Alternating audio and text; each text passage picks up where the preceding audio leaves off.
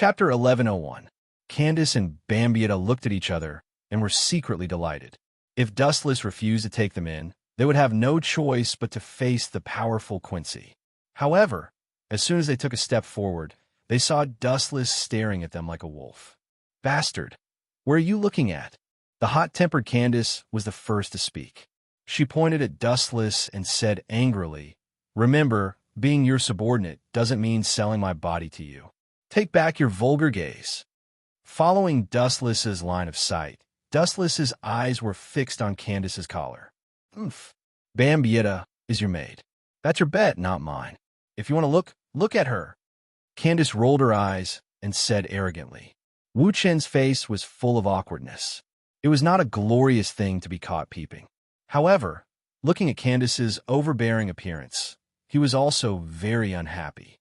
He immediately teased, "You may not understand, but my subordinates must be omnipotent. They can kill enemies, love, fly in the sky, and swim in the sea. They must also solve their master's problems. Of course, they must also be good in a certain aspect." Hearing his words, Wu Chen's face was full of ridicule. His smiling face was very happy to see Candace suffer a setback. However, to everyone's surprise, although she was dissatisfied, she still clenched her teeth and didn't dare to lose her temper.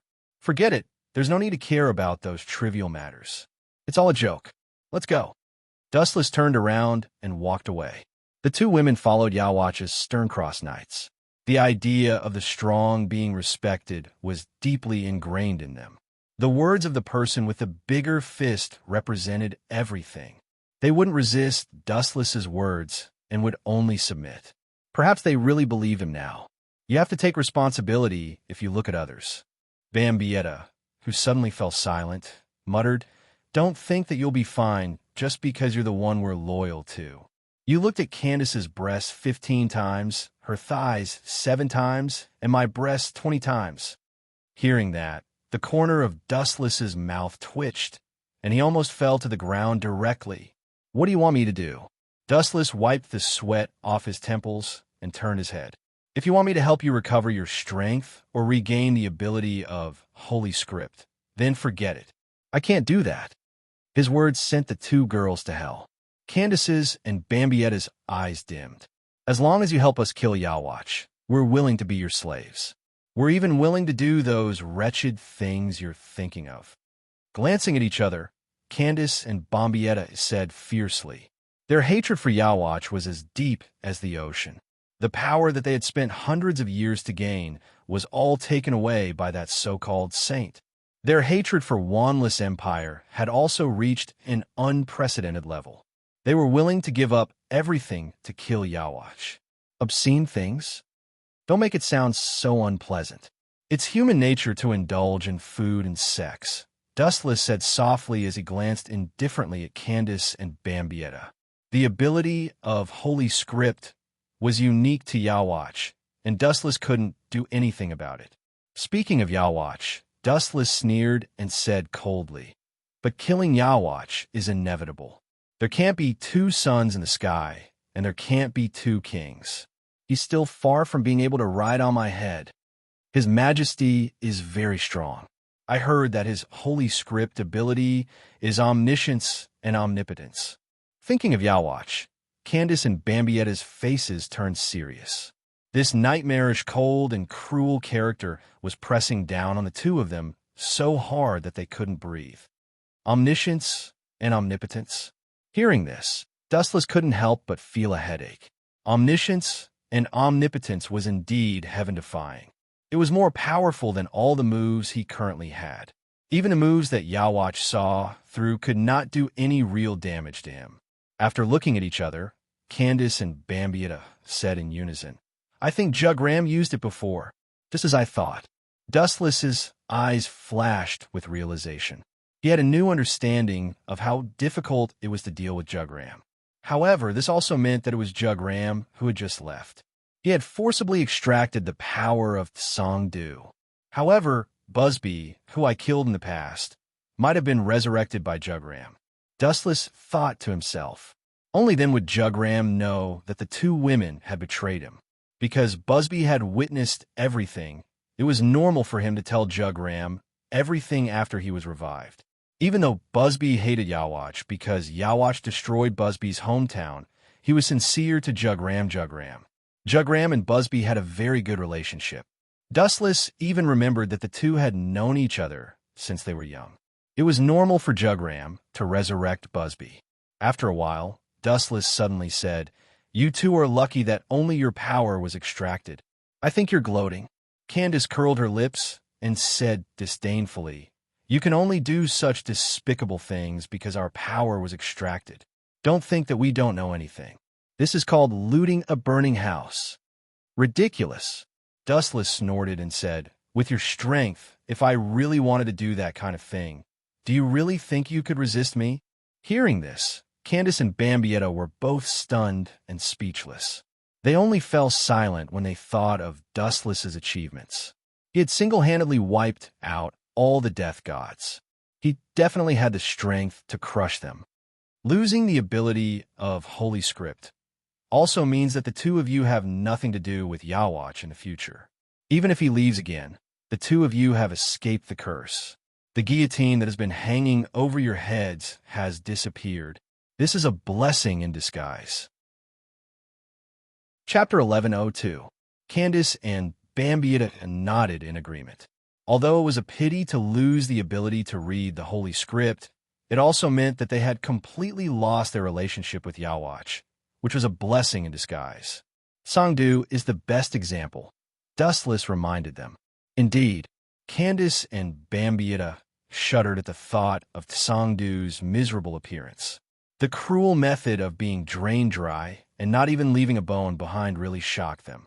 They immediately rejoiced. They could start over if they lost their strength, but if they lost their lives, they would never be able to return. Time flew by, and in the blink of an eye, 10 days had passed. Dustless, Candace, and Bambietta also temporarily settled down in the modern world. During this time, Dustless had been tracking Shinji Kurosaki's whereabouts, but there was no trace of him. However, although they did not find any clues about Shinji Kurosaki, they did find a big shot. "You found Isshin Shiba? And he's with a female Quincy called Shinji Kurosaki? Are you kidding me?" Dustless looked at Candace and Bambietta, who were sitting on the sofa, in shock. He suddenly felt that his brain was not big enough, and the world was spinning like a paste. He had lost the most basic ability to think. Yes, her name is Shinozaki Makoto. She's just a cameo and won't appear in the future. After all, the main character stole Shinozaki Makoto. I think she's the biological sister of Shinozaki Makoto. She's also a pure-blood Quincy. Candace explained while sipping her drink. She had fallen in love with many things in the past few days in the modern world, but most of the time, she got it through robbery. Shinji Kurosaki. Dustless was speechless. He had never thought that there would be such a person. Moreover, she was also a pure-blood Quincy, and even Shinji Kurosaki's sister. The worst thing was that after Isshin Shiba lost his power, he was besieged by a greater void and almost lost his life. However, Shinji Kurosaki saved him, and they fell in love at first sight. In the end, she became pregnant with Isshin Shiba's child. And just in case, Isshin changed his surname to Shinozaki Isshin. His child was also named Shinozaki Ichigo. A pure-blooded Quincy actually married a death god, and a powerless one at that. Bambietta's expression was strange. She could not describe her feelings. If it was in the past, she would definitely be very angry, thinking that this was trampling on the purebred Quincy bloodline. But now, she didn't feel anything. Instead, she was very happy. Forget it, that's not important. Haven't you found any traces of Kurosaki yet? After shaking his head, Dustless stopped thinking about it. He also turned a deaf ear to Shinozaki Ichigo. Shinozaki Ichigo was too weak. Whether it was him in the future or now, he was just an ant to Dustless. There's no trace of her. She dropped out of the school she used to go to. I don't know where she is now. Candace and Bambietta didn't know either. They were obviously curious about this Quincy who possessed both the power of a greater void and the power of the Grim Reaper. For Quincy, The void was a deadly poison that could not be touched. Well, finally touched the Hogyoku. Suddenly, a wisp of brilliance flashed across his eyes. Dustless said in pleasant surprise. Aizen didn't have any contact with the Hogyoku since he got it. Just now, Dustless, who was disguised as the Hogyoku's consciousness, felt the fluctuation of Aizen's spiritual pressure. Is this the Hogyoku's world? There's a space inside, it's amazing. Inside the Hogyoku's world, Aizen looked at the boundless purple air and muttered to himself, "Welcome to the world inside the Hogyoku. I am its consciousness." A ripple appeared in the sky, and a cold voice suddenly spread. "It's still conscious?" Aizen Sosuke exclaimed in surprise. At the same time, his face turned gloomy as he unsheathed his Kyoka Sujetsu. "You are my only host. My power is your power." After that, the Hogyoku's power was transferred to Aizen's body. Boom, boom, boom. A vast and majestic spiritual pressure broke out of his body. It was even stronger than Dustless's. No wonder that guy can get the strength to crush everything. With such a huge amount of spiritual pressure, I can do it too. Feeling the spiritual pressure in his body, Aizen couldn't help but feel excited. At the same time, he was surprised to find a special power condensing in his left shoulder. His left arm, which was destroyed by Dustless, seemed to be growing back. Aizen, who was suspicious by nature, immediately dispelled his doubts and felt grateful to the Hogyoku's consciousness. "There's no need to help me grow my arm now." Aizen shook his head.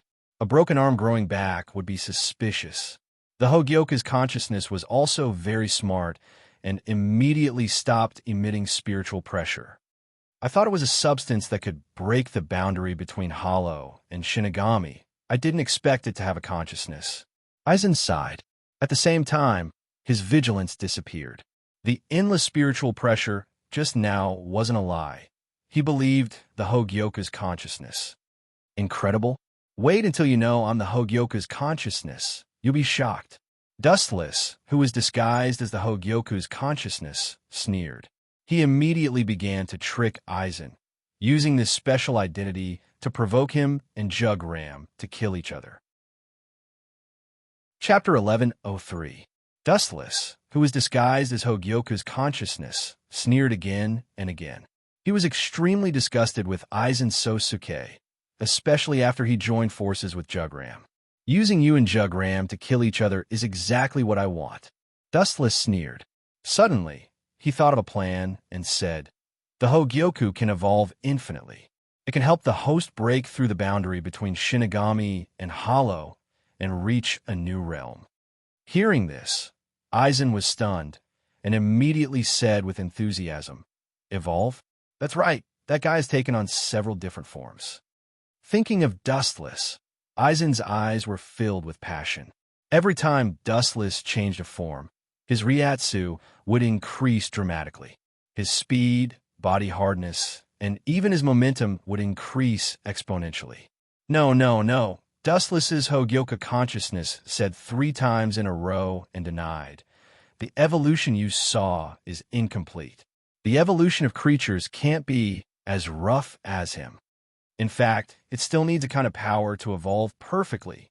Dustless's Hogyoku consciousness raised his voice and said, "It also needs to add a lot of Quincy's soul to reach a higher realm and finally touch the level of God."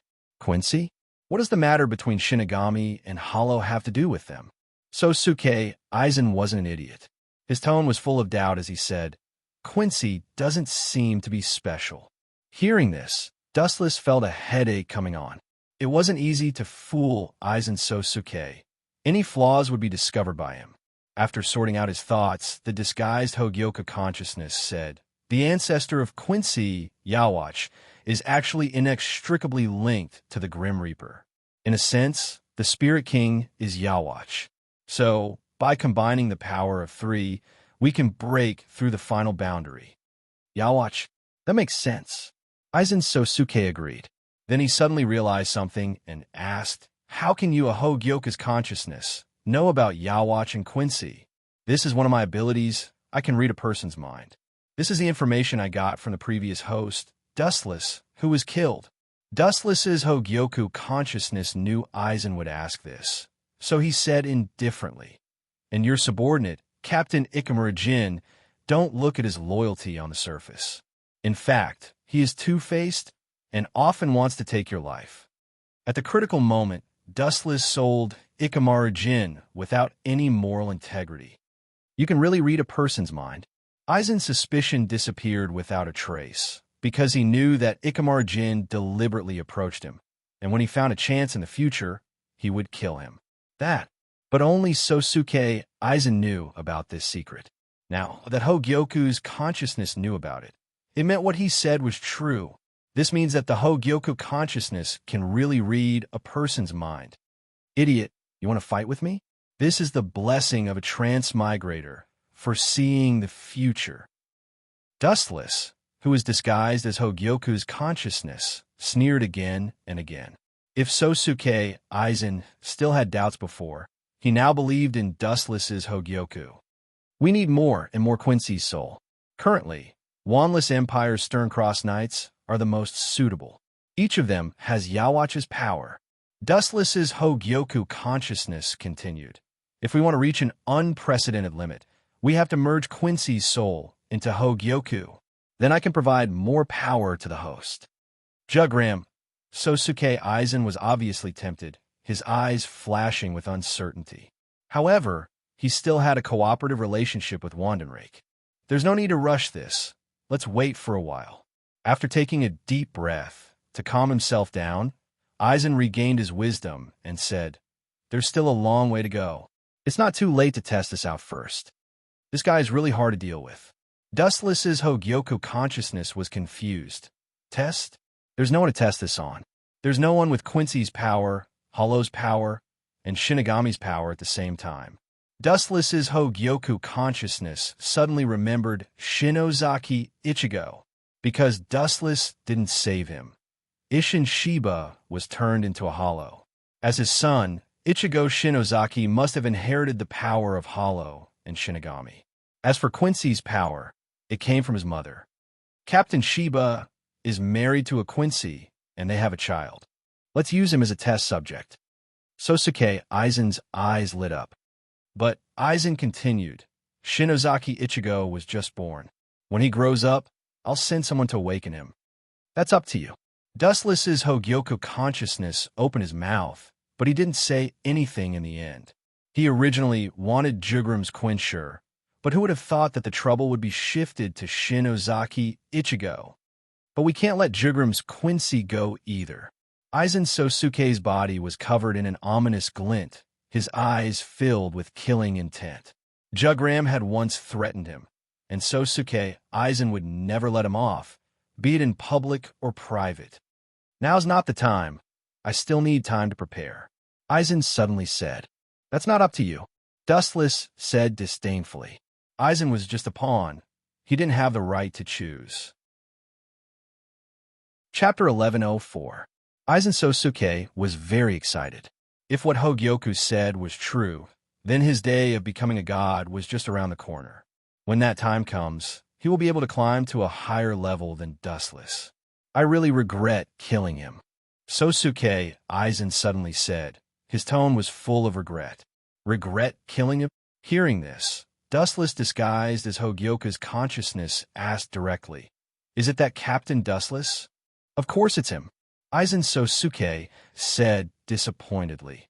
"Using his failure as a foil to my greatness. What a perfect play. Too bad that guy was killed by Silver. Sigh. What a self-righteous idiot." Dustless, disguised as Hogyoku's consciousness, disdained Aizen Sosuke and slandered him in his mind. "If you know I'm still alive, you'll be scared half to death." Kanzucho. After failing to bewitch Aizen Sosuke, Dustless began to think of other countermeasures. If I knew this would happen, I wouldn't have let that kid die in such a hurry. Dustless sighed while lying on the sofa. The hymn he was talking about was Songdu. Dustless's room was very luxurious, decorated with all kinds of luxurious furniture. The ceiling was made of crystal, and it was very dazzling. Of course, Dustless didn't have the money to buy these things. Bambietta and Candace robbed him. What's there to worry about? Just go to Wanless Empire. Candace sat next to Dustless and encouraged him. A seductive body fragrance drifted into Wu Chen's nose. Wu Chen glanced at the scantily dressed Candace. She just wore a pair of panties and a bra casually, and her body was still wet. Apparently, she had just climbed out of the swimming pool. Naturally, the swimming pool was also robbed. Even this villa was robbed. Now go and kill Wanless Empire, and we'll be yours.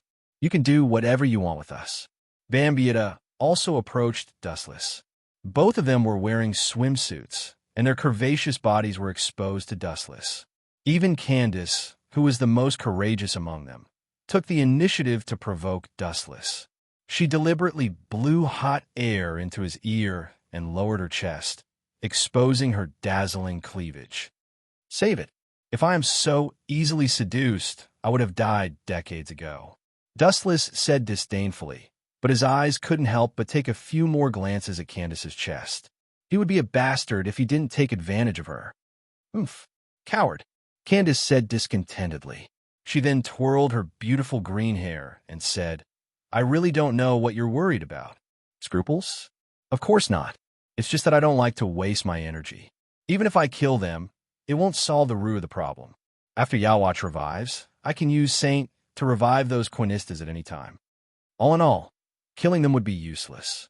It wouldn't do anything. Yu Chun stretched and said tiredly, besides, even if we really want to take care of Wan and Rake, we could just use that little pawn, so Suke Eisen. Huff! A sense of weariness penetrated deep into his bone marrow. When Wu Chan was planning to sleep, a burst of violent tremors made his sleepiness disappear. Boom, boom, boom. A huge ripple spread out, and then a huge wave exploded. The swimming pool that Candace and Bambietta used to play in was instantly blown into ruins. This abnormal spiritual pressure, it doesn't feel like the Grim Reaper, nor Void. Are they Quinistas again? There's no end to this. Wu Chen's eyes turned cold as he sneered. Bastard, my swimming pool. Candace and Bambietta roared at the same time and shot out like cannonballs, directly pouncing on the figure standing in the sky. How dare they attack so openly? It seems that the connection between Soul Society and the modern world has been cut off. But this is good. Dustless walked out with a cold smile. Are you kidding me? I'm His Majesty's greatest masterpiece, and I have to take care of these small fries. The figure in the sky looked down at the ruins and complained with dissatisfaction, as if he had been greatly insulted. His face was full of resentment. This person had dark skin, and his left eye, which was always closed, was covered with a black crosshair mark. He wore white gloves with an X embroidered on them, a sleeveless shirt, and a fur shoulder armor on the right side of the shirt. He wore a two-horned hat made of white fur, with a small symbol of wand and rake on each side of the hat. The most striking thing was that he was holding a cross-shaped gun in his hand, which was obviously his weapon. Lige Barrow. After seeing the newcomer clearly, Candace and Bambietta were both startled, fear flashing in their eyes. The man with the gun in front of them was not as simple as Quinistas. He was one of Yawatch's personal guards, and the captain of the guards, known as the man closest to God. He was Yawatch's most perfect creation. Kill yourselves. Before your power was extracted, you were ants to me. Now that your power has been extracted, you are not even ants, Lige Barrow said disdainfully. You are the one who should kill yourself. A ray of light descended from the sky, enveloping Li Jie Barrow entirely. A powerful force exploded out from him. Get down. As soon as he finished speaking, the light became several times stronger and directly suppressed Lige Barrow, who fell to the ground with severe burns all over his body. I'll make you into one of the 6 paths of pain to sneak attack Sosuke Eisen and provoke you to kill each other. Dustless walked up to Lige Barrow and smiled coldly. Chapter 1105. Yawatch's personal guards were all extremely powerful. They could take on Team Zero by themselves, and they could even wipe them out. Of course, strength was not the most important factor because there were many powerful people in this world. Stepping on Lige Barrow's burnt body, he laughed and said, one of Yawatch's personal guards is the left arm of the Spirit King, and the other is the heart of the Spirit King. You little black bastard. You must be a part of the Spirit King's body, right? Uffed. Candace and Bambietta couldn't help but burst out laughing, not caring about their image at all. Yawatch's personal guards had a very high status in Wanless Empire. Now that Lige Barrow, the captain of the personal guards, was mocked by Dustless as a little black bastard, his lungs were probably about to explode. I dare you to say that again. As expected, Lige Barrow flew into a rage and roared with a ferocious face. How dare you talk to the messenger of God like that? Who gave you the confidence to do that? Do you believe that I will? Before he could finish his sentence, Dustless's smelly foot had mercilessly blocked his mouth. I will definitely kill you. Lige Barrow's face turned red as he roared towards the sky. His voice was trembling. His eyes were red, and he wanted to tear Dustless into pieces. In Wanless Empire, Yawatch's personal guard were all favored by the heavens, and they had received special care. Other than Jugram, everyone else was extremely respectful towards them. Now, Dustless actually stepped on his mouth with the sole of his smelly shoe. How dare he? Lige Barrow's self-esteem was severely damaged. His dignity was also being challenged. You should not be at the peak of strength yet, right? To be honest, killing a bug like you does not give me any sense of accomplishment. However, I like to teach those arrogant fellows a lesson, especially people like you.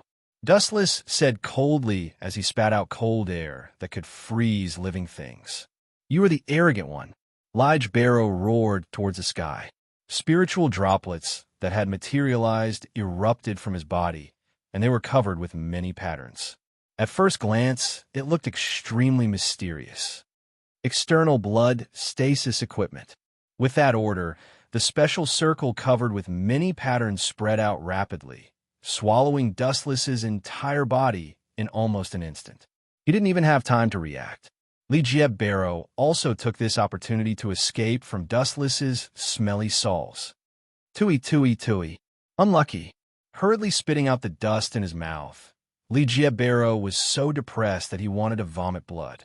A single slip would cause everlasting sorrow. He had been careless for a moment and had eaten a broken shoe sole. All of you must die. Looking around, Lige Barrow said fiercely. His eyes were fixed on Candace and Bambietta, and a blood-red mist floated out from behind him. They were all formed by his killing intent. Idiot. You want to kill me with this shampoo? Seeing that Lige Barrow was ignoring his existence, Dustless had no choice but to stand out and make his presence known. Lige Barrow turned his head around as if he had seen a ghost.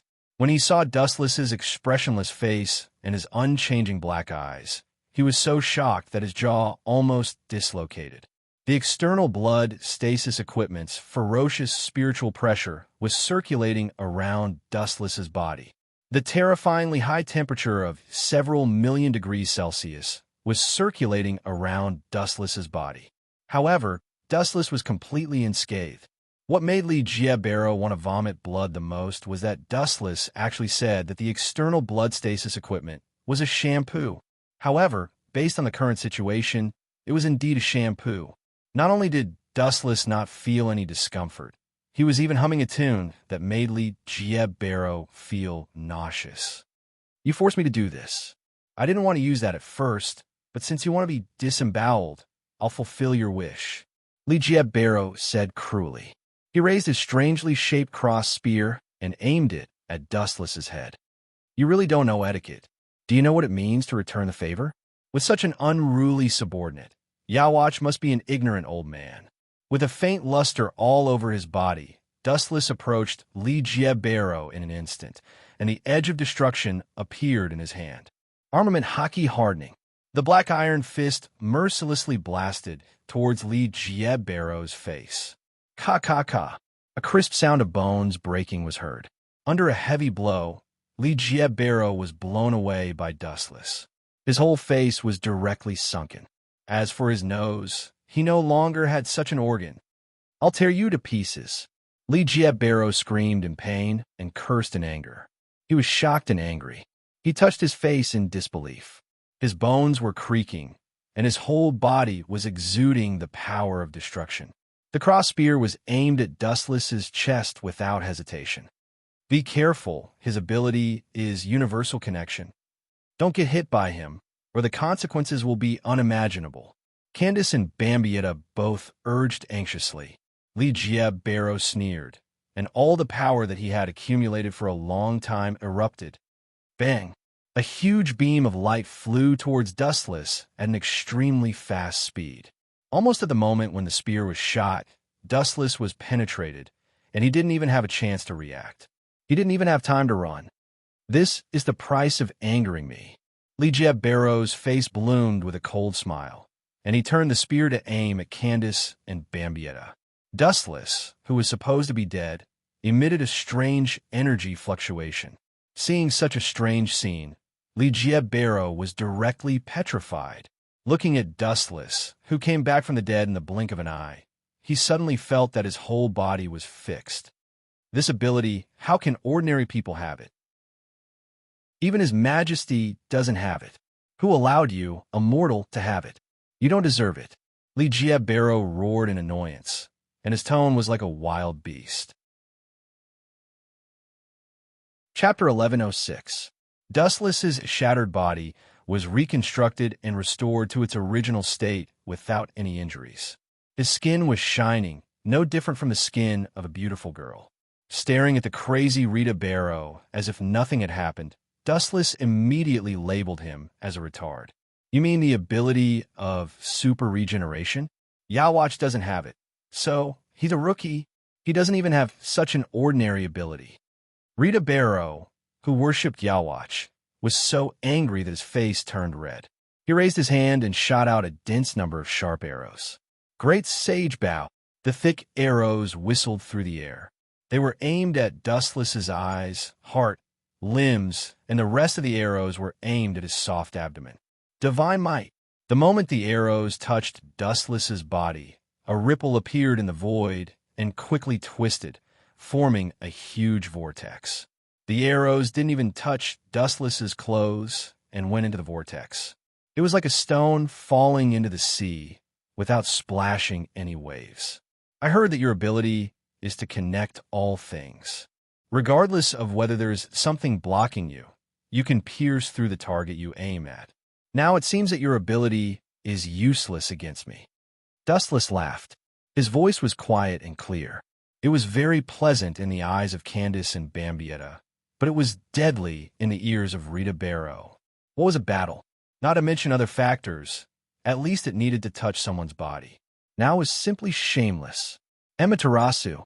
Black flames floated in his hand. Unlike before, Dustless didn't release Amaterasu this time. Instead, he directly used Karmic Earth to compress it into a big black sword. Anyone who was cut by Amaterasu would be burned by Amaterasu. Heavenly hand power. Dustless's eyes widened, and he disappeared without even noticing the trajectory of his movement. Witnessing such an unimaginable scene from Dustless, Li Jie Barrow was speechless. Just at this moment, he suddenly felt a fatal attack coming from behind. In such a short time, and at such a close distance, he had no time to defend or retreat. Without any hesitation, he opened his left eye that had a special symbol drawn on it. So, the black sword that was about to cut Li Jie Barrow in half penetrated his body. However, the next scene made Wu Chen stunned. This guy, what a mysterious ability. Amaterasu's compressed great sword pierced through Rij Barrow, but he was unharmed. This ability was very similar to Obito's Kimui, which made him immune to all physical attacks. Moreover, he didn't have as many restrictions as Obito. As long as he opened his eyes, no physical attack in the world would be effective against him. This is the holy script ability that Yawatch gave you. No wonder you obey him so much, Dustless said in surprise as he put away the black sword that was compressed by Amaterasu. Rijibaro was no different from an invisible person. Physical attacks were ineffective against him. In Wanless Empire, my codename is X, and my ability is Universal Connection. I am His Majesty's most outstanding work, and the person closest to God. Rij Barrow said arrogantly. Don't think that you're the only one who can be immune to physical attacks. I am no exception. When I open my left eye, my universal connection ability will come into play. Before this, I was just playing house with you." Candace and Bambietta frowned as they heard this. Their hearts were in their throats. This was what made Raj Barrow so powerful. He had invincible strength and invincible ability. Only such a person could be Yawach's personal guard, and Raj Barrow was the captain of the personal guard. This was enough to show how powerful and extraordinary he was. "Is that so?" Hearing this, Wu Chun was neither sad nor happy. Only his eyes began to change. Being immune to physical attacks is praiseworthy, but are you immune to illusions? "I am an all-rounder." With a sneer, Dustless's eternal Mangekyo Sharingan shot out a demonic luster, making people not dare to look at it directly. Just a glance would cause people to be immersed in it, and their soul and thoughts would be completely devoured. Boom! The moment the eternal Mangekyo Sharingan appeared, Raj Barrow's physical attack immunity that he was so proud of immediately lost its effect, and he fell to the ground. Universal connection could pass through any attack, but it could not defend against illusions that had no substance. How does this feel? In Tsukimi world, Dustless was holding a blade, and there were countless shadow clones around him. Without exception, all of them looked the same as Dustless, and almost all of them had blades in their hands. Gulp! Raj Barrow looked up at the sky. The whole world was extremely oppressive, and there were only countless Dustless in front of him. What is this situation? How could this happen? Calm down. I am invincible. No one can hurt me. He must have used some kind of demonic technique to make me fall into a trance, causing this illusion to appear in my mind. Raj Barrow looked at Dustless, who was strolling over, and tried his best to remain calm. Very smart. This is indeed an illusion, Dustless admitted. However, Tsukumi World's exaggerated illusion is extraordinary, and it can be said to be invincible. Especially for people like you who have weak mental defense, it is even more invincible.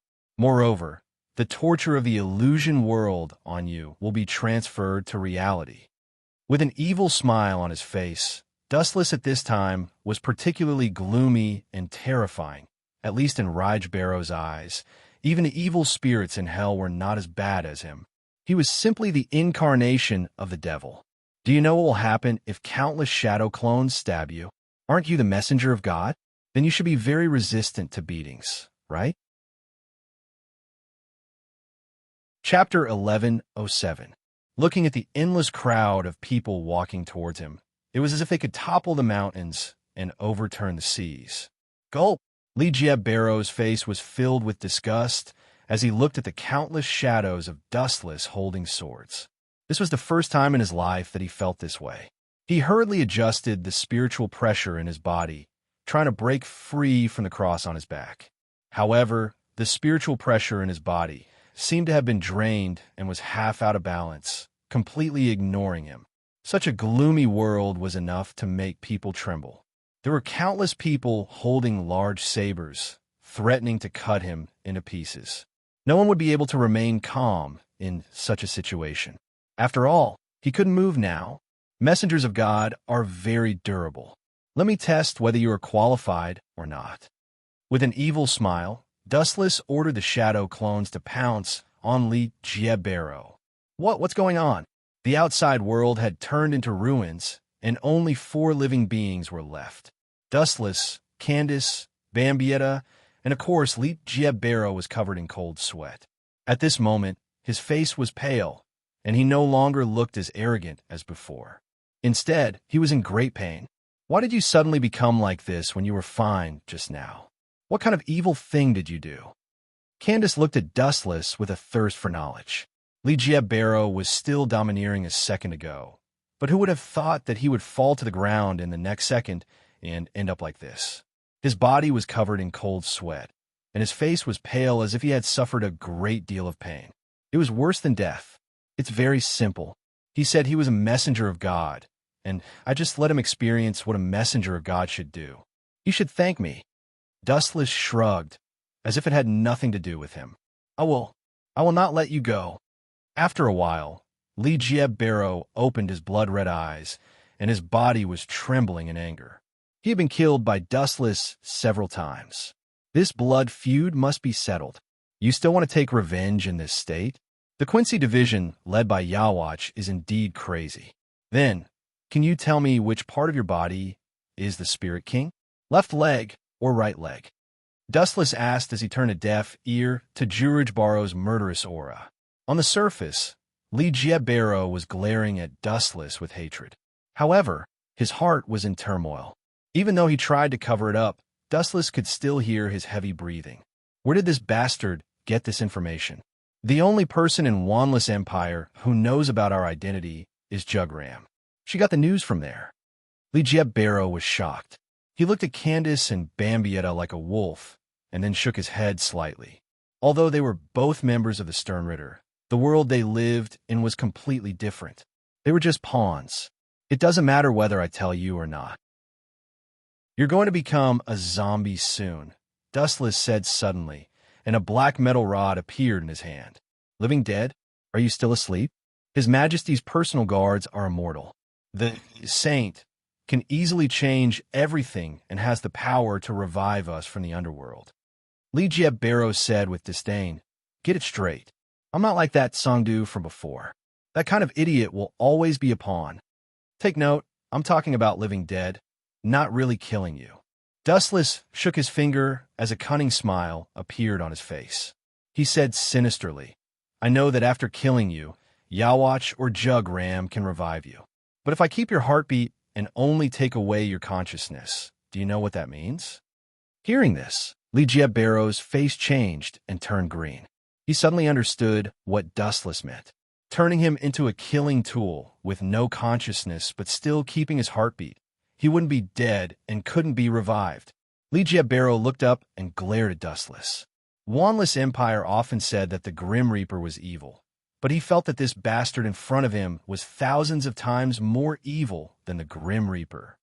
Poochie. While Lee Jiebaro was cursing Dustless, he felt a sharp pain in his right leg. He saw the black iron rod piercing into his leg. What scared him the most was that he lost all feeling in his right leg. Lee Jiebaro was shocked. Looking at the black iron rod that appeared in Dustless's hand, he wanted to open his left eye and activate the Universal Link ability to ignore physical attacks. But the injuries he suffered before didn't allow him to do so. It was hard to even keep his consciousness. Poochie, Poochie, Poochie. Another black iron rod flew out and pierced into Lee Jiebaro's left leg, arms, and heart. Next is your head. Dustless squatted down and looked at the terrified Lee Jiebaro. He smiled and said sarcastically, Funny, even the messenger of God can feel fear? Lee Jiebaro immediately turned his head and looked into Dustless's eyes. He shouted, Since the Grim Reaper respects the Spirit King so much, you should bow down to us. Sorry, I'm not. On the contrary, I want to replace the Spirit King. You guys are really an eyesore. The Spirit King's arms and legs are in your personal guards. There's even a Spirit King's heart.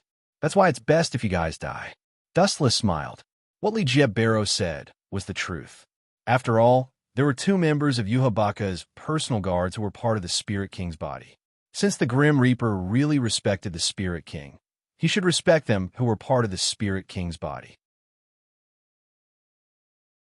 Chapter 1108. From Dustless's point of view, Jiebaro was admitting defeat. You want to replace the Spirit King? Dream on. The one who will replace the Spirit King and become the ruler of the three realms is His Majesty. Jiebaro retorted. Obviously, he was brainwashed by Yawatch and couldn't be more loyal. Let me ask you one last question. Where is Yawatch's sleeping place? Dustless narrowed his eyes and asked calmly. Don't say that I don't know. Even if I knew, I wouldn't tell you. Jiebaro said stubbornly. Although Dustless said it gently, he smelled a strong, murderous intent. If Dustless knew that Yawatch was sleeping somewhere, Yawatch would probably be beheaded immediately. Then goodbye. Dustless was too lazy to ask such a brainwashed loyalist. The deep black iron rod was directly inserted into his mind, and his will and consciousness were instantly taken away. The various tissues in his mind were instantly annihilated, leaving only his beating heart. He had turned into an existence similar to a human in a vegetative state, his eyes empty and lifeless. This is the living dead I was talking about, the living dead. Standing up and moving his stiff limbs, Dustless turned to Candace and Bambietta, who were in a daze, and said, "I'm going to Soul Society now. You two can do whatever you want. It's good if Shinozaki Shinya can be found. If not, it doesn't matter." Dustless repeated, "You're going to Soul Society?" Candace looked at Dustless suspiciously, confused. She didn't know what he was planning, but from the gloomy and malicious sneer, it wasn't hard to see that Dustless was up to no good. At the same time, Lige Barrow stood up and moved slowly to the surprise of the two girls. "Don't tell me. You want to control Lige Barrow to attack Soul Society?" Candace and Bambietta were stunned as they suddenly understood Dustless's intention. Think about it. The Quincy Legion that should have been wiped out thousands of years ago suddenly reappeared in the world and boldly attacked Soul Society. It was self-evident how big the aftermath would be. This would directly cause the Grim Reaper to start a war with Quincy again. When did the two of you become so smart? I do plan to use the hands of the Grim Reaper to get rid of Quincy. It's best if both of them suffer." Dustless sneered. All he needed to do was to expose all traces of Quincy, especially the identity of Rich Barrow. It was Yawatch's personal guard and the captain of the personal guard.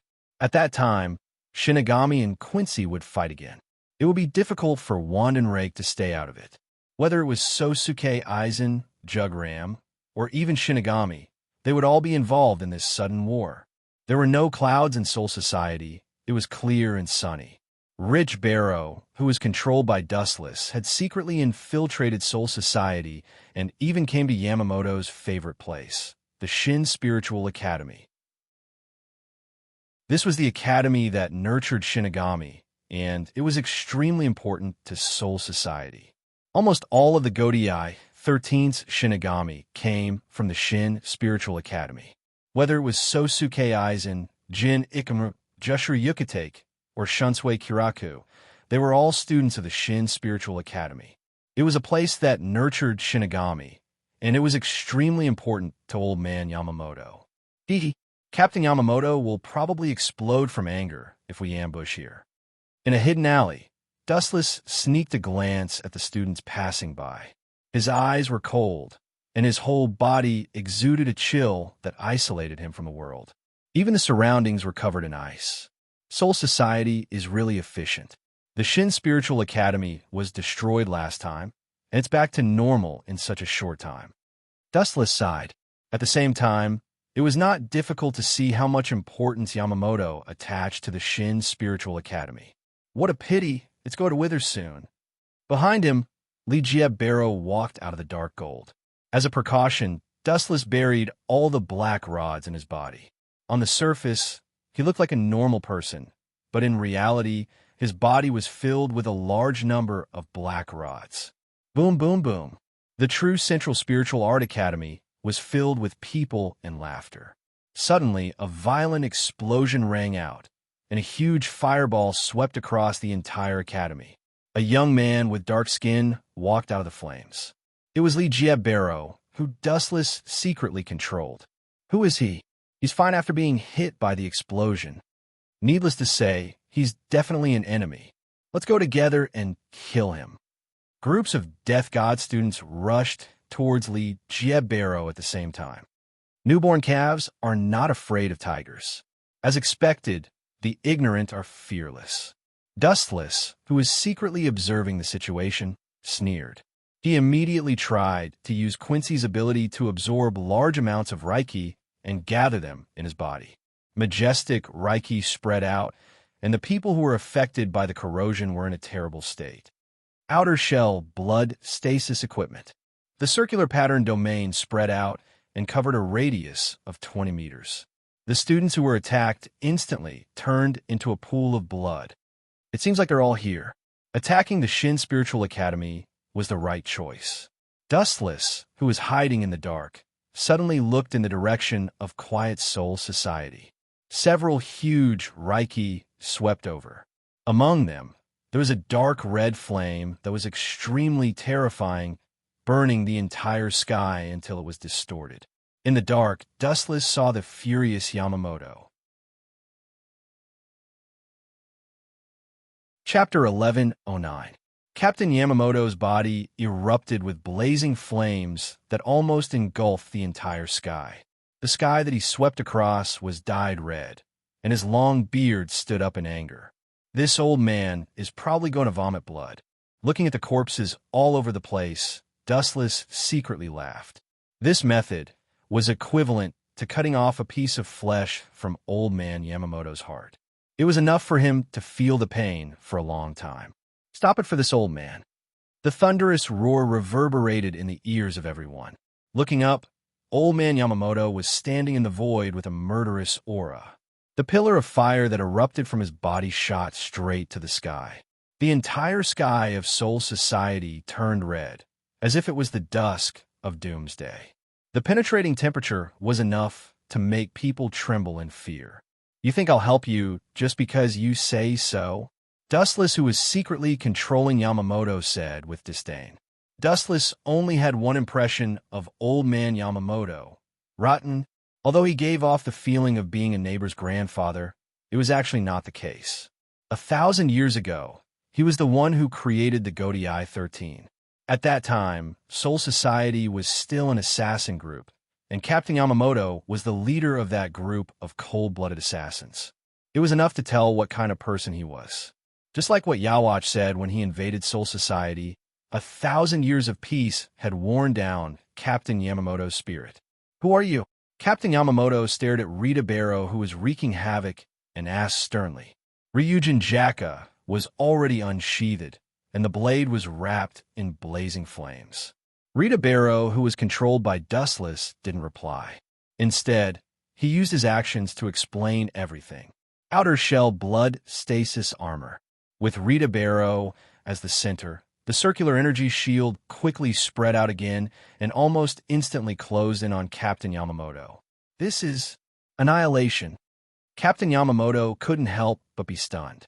Immediately, he waved Ryujin Jaka, and blazing flames shot out. The rune field that was rushing towards him instantly collapsed. Dustless saw this and laughed secretly. He imitated Rita Barrow's tone and used his body to speak. Don't you understand? Of course, I'm annihilation, you bunch of death god idiots. Head Captain Yamamoto's expression changed. To him, the words annihilation sure were taboo. Moreover, the blood-calming armor that he used before was indeed a Quincy skill, and his identity was not fake. Are you wondering why we haven't been destroyed? Of course, how could the wise and mighty His Majesty be defeated by you mere Grim Reapers? Don't talk about such ridiculous things in the future. Dustless controlled Li Jiebaro to reveal his identity and said proudly, I'm the captain of His Majesty Yawatch's personal guard, Li Jiebaro. My codename is X, and my ability is Universal Connection. Do you death gods really think that the Wandless Empire is extinct? Big mistake. Dustless continued to control Li Jiebaro's body as he mocked. Don't think too highly of yourself. Not only have we not gone extinct, but we have also grown stronger over the past 1,000 years. It won't be long before we flatten your Soul Society. Boom, boom, boom. Blazing spiritual pressure erupted and swept across Soul Society like a hot knife through butter. The Grim Reapers who came from all directions hurriedly avoided the attack of this violent spiritual pressure. Some of the captains knew that the head captain was about to go crazy. If that's the case, it won't be long before the head captain sends someone to investigate the Wandless Empire. Dustless muttered to himself as he looked at Yamamoto in the void. At the same time, in another direction, who can explain to me what's going on? Who allowed him to do this? Jugram's cold voice sounded from within the Wandless Empire. Crack, crack, crack. Cracks began to appear on the surrounding buildings, and the atmosphere was oppressive.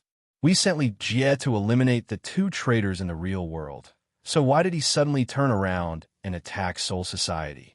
He even revealed the secret that we've been hiding for 1,000 years. Was his brain damaged by Yamamoto's Ryujin Jikoka? Gerald Valkyrie, who was also one of Yawach's personal guards, said angrily. He also had a special identity, the heart of the Soul King. Jugram, what should we do? The other 3 personal guards looked at Jugram. He was Yawach's personal guard and the next king of the Wandless Empire. Jugram was also in a dilemma. His thoughts had reached a dead end. Li Jiebaro had already exposed their tracks, so the chances of them continuing to hide were 0. We might as well kill the Grim Reaper. Even without his majesty, we still have enough strength to cripple the Grim Reaper. I suggest we start a war with them immediately, Gerald Valkyrie said, his frivolous tone disdainful of the Grim Reaper. Yawach's personal guards called themselves messengers of the gods, and they looked down on everyone. In the sky above the Esoteric Academy, the shockwaves from the battle between the 2 figures covered the entire Quiet Soul Society. Since it was Dustless's first time controlling Quincy, he was very inexperienced in using it. As a result, Li Jiebaro was constantly suppressed. His body was burned full of holes, and scars could be seen everywhere. No matter what, the framing this time was a success. Dustless was relieved. He was sure that Wandless Empire would not be able to hide in the dark from now on. In the face of such heavy losses, after Yamamoto dealt with Li Jiebaro, he would definitely use the power of the Grim Reaper to search for traces of Quincy all over the world. Some things could be laughed off by the head captain, but some things had to be investigated to the end. Chapter 1110. Just like the current situation, not to mention the fact that a large number of students of Xeno Academy died. Even if this accident didn't happen, the head captain would still investigate the matter of Quincy, especially since Barrow admitted that he was Yawach's subordinate, and his origin wasn't simple. He was the captain of Yawach's personal guard. This is going to be a good show. You guys can slowly fight. Dustless, who was hiding in the darkness, looked up at the sky, and he could clearly see the figures of the captains, Jushru Yukitake, Shunsui, Kaiokura, Higashi Shiroshi. Anyway, the captains were all here. However, Dustless's line of sight was always fixed on Sosuke Aizen, and his eyes flashed with a cunning smile. Old man, it's time to retreat. I'll play with you next time. Barrow's casual provocation made head captain Yamamoto's forehead bulge with blue veins. Instead of saying that Barrow was deliberately provoking him, it was better to say that Dustless was deliberately angering head captain Yamamoto. After all, he was now controlling Barrow with the ability of Rinnegan. Arrogant brat, head captain Yamamoto roared, and the Ryujin Jaka in his hand rolled, and a blazing explosion followed. Scorching hell. The earth trembled, and dozens of thick pillars of fire rose from the ground, covering almost the entire Soul Society, and the sky was red. That inexplicable bastard. Does he want to live too long? He dares to deliberately anger old man Yamamoto. Even if he wants to die, don't drag us down with him. Shunsui Kaiokura cursed. Even if the blazing flames weren't deliberately aimed at him, his whole body was like water that was about to evaporate. Idiot! Glancing at Shunsui Kaiokura, Dustless directly defined him as an idiot. Although this man was actually very careful and strong, Dustless always felt that this guy's brain was somewhat damaged. All the captains are here, the game ends here. Seeing that all the captains were in place, Dustless used the power of Rinnegan to control Barrow to retreat. He was deliberately attracting the attention of these captains. There was no need to fight. In front of this old man, you still want to run? In the next 1,000 years, no one will be able to escape from me. Not Yawach, not you. Head Captain Yamamoto sneered when he saw Raiji Barrow turning around and retreating. He gave up on chasing after him and simply stood in the air. He believed that Raiji Barrow would turn around and run back. You want to escape from Yuan Lu Zai Sensei's flowing fire Jaka? This is unrealistic and impossible. Yukitake Jushru shook his head and did not look at Raiji Barrow. The strongest Shinigami in the past 1,000 years was not just for show. A bunch of self-righteous idiots. Under the capture of Rinnegan, Dustless clearly saw the changes in the expressions of the captains in the sky and immediately said sarcastically, "Thousands of years of peace, no strong enemy has appeared. causing you people to boast about the strength of the captain to the sky.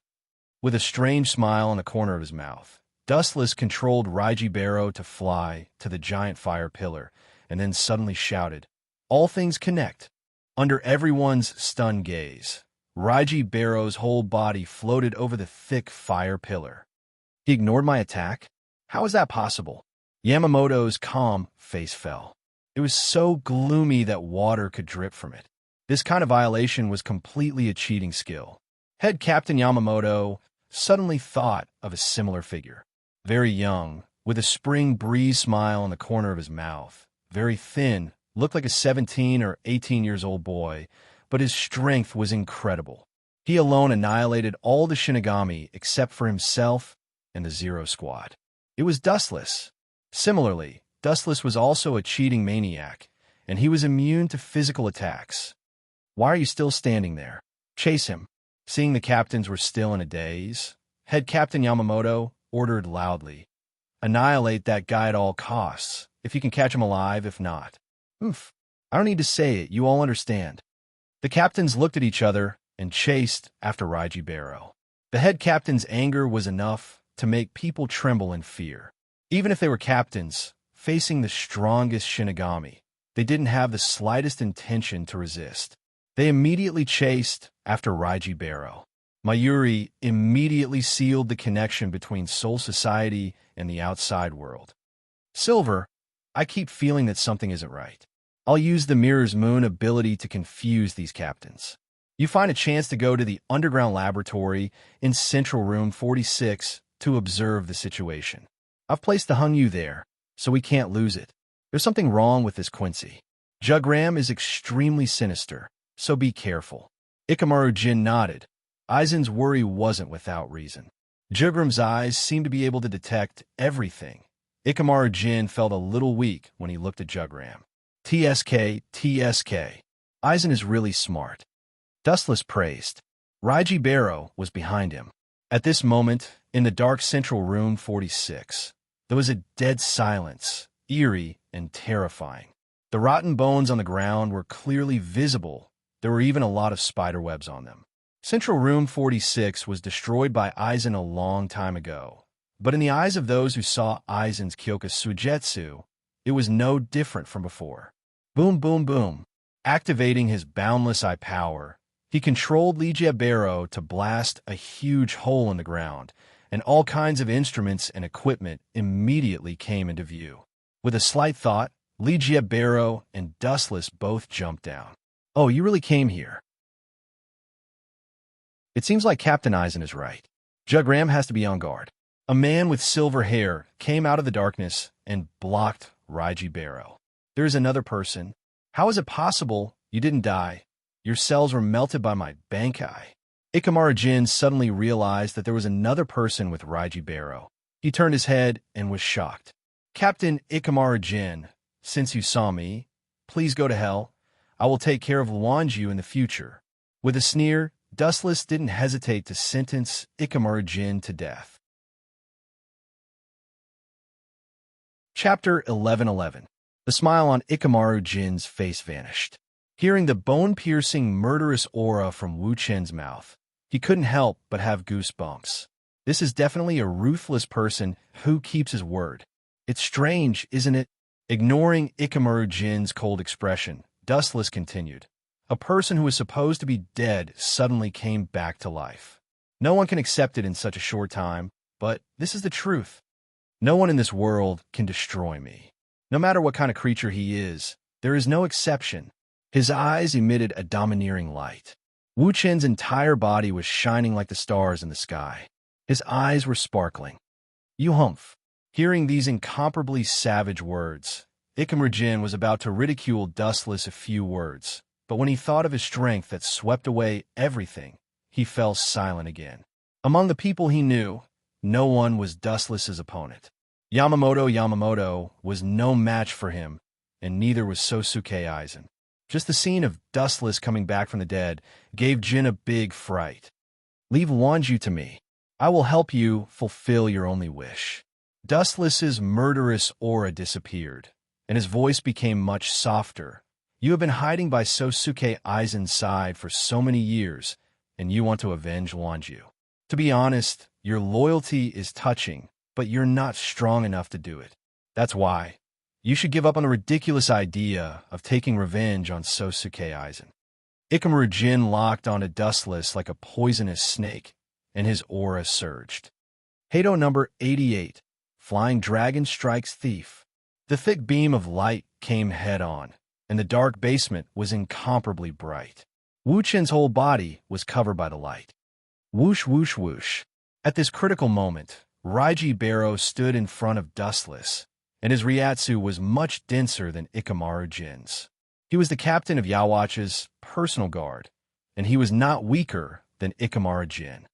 Great Sage Bow, a bow the size of a normal human, was formed in an instant. The dazzling spiritual arrows on the bowstring made people not dare to look at them directly. Swish, swish. A torrential rain of arrows shot out, scattering the flashes of light in an instant. It looked very simple. Not only that, the remaining arrows were aimed at Jin Ikamaru. Seeing this, Jin couldn't help but be surprised. This was the first time he reacted to a spiritual pressure eruption. Binding Dao 81, Sky Shattering. Ikamaru Jin heaved a sigh of relief as the transparent wall blocked his attack. Ka.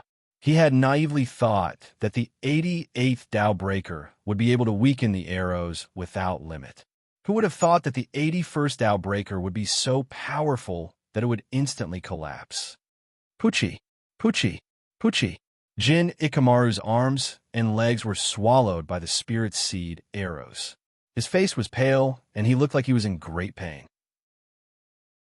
If this guy used the Great Sage Bow himself, it might have been blocked, but I'm sorry, I'm the one controlling him from behind the scenes. Pointing at Rijibaro, Dustless said in a relaxed tone. No wonder, I thought that Quincy was a meticulous person. How could he attack Soul Society rashly? It turned out that you were the one controlling him. It seems that he was able to fight against the captain because you were controlling him from behind the scenes. Jin Ikamaru said while gasping for breath. In order to provoke the battle between Shinigami and Quincy, you really planned everything. You forced me to do this. I was tricked by Aizen and Jugram.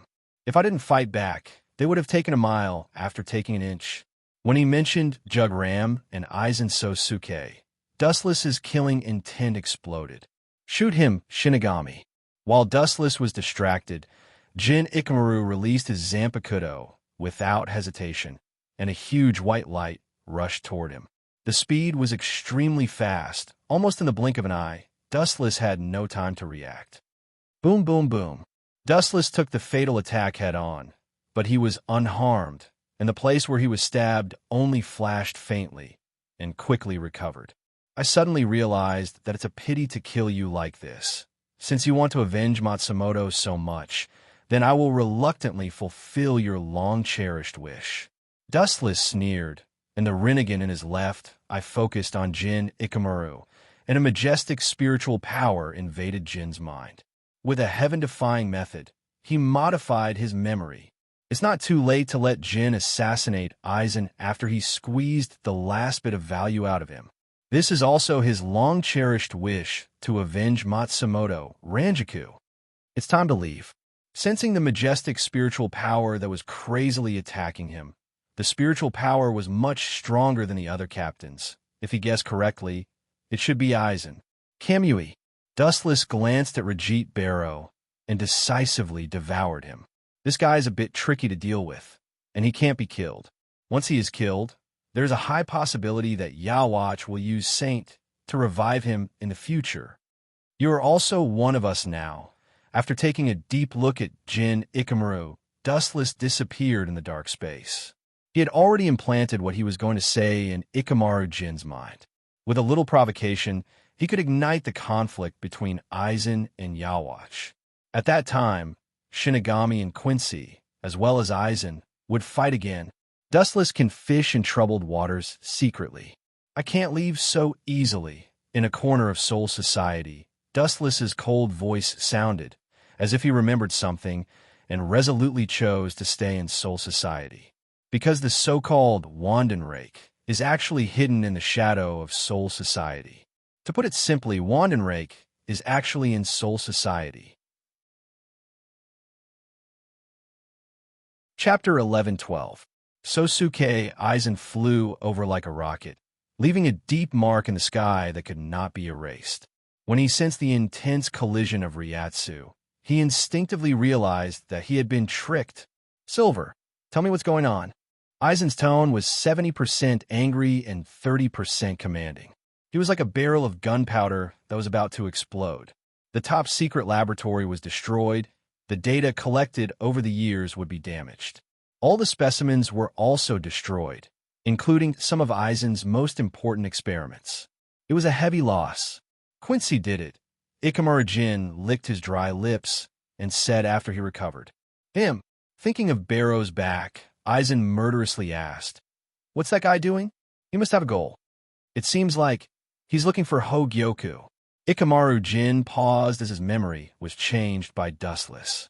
These words were naturally made up to trick Sosuke Aizen. It's just my personal guess. Maybe he attacked us for something else. After all, Hogyoku isn't good for Quincy. Hogyoku contains the power of Hollow and Shinigami. Hollow's power is fatal to Quincy, Ikamaru Jin said. He was obviously taking a step back. It's normal for Jugram to be scheming. Aizen believed Ikamaru Jin's words. His hoarse voice was filled with hatred for Quincy. He sneered, "Since Quincy dared to steal my Hogyoku, then don't blame me for being ruthless." Ikamaru Jin was surprised and asked, "Captain Aizen, you mean to expose Jugram's wand and rake?" "Of course." Aizen Sosuke laughed sinisterly, his tone laced with hatred. "Not only will I reveal the whereabouts of Wand and Rake and Jugram, I will also personally lead the head captain to exterminate those evildoers who have harmed the world." Since Quincy was willing to betray him, then even if they wanted to cut ties with him, Aizen could also abandon them. Inevitably, Aizen's words were transmitted to Dustless's mind through Ikamaru Jin's ears. Phew, it took me so much effort. It seems that Aizen is finally going to bare his fangs against Wand and Rake. His perturbed heart calmed down, and Wu Chen's mouth hung a light smile like a spring breeze. Plotting against Aizen, Wand and Rake, and occasionally flirting with Candace and Bambietta had become his life. Although it was boring, it was very comfortable. Without Yawatch's help, Wand and Rake's destruction is only a matter of time. Wu Chen said indifferently like a breeze. His simple tone was like an insect, very casual and insignificant. Jugram was much more benevolent than Yawatch, and it was still a mystery whether his strength could surpass Yamamoto's. After taking a deep look at Quiet Soul Society behind him, Dustless disappeared.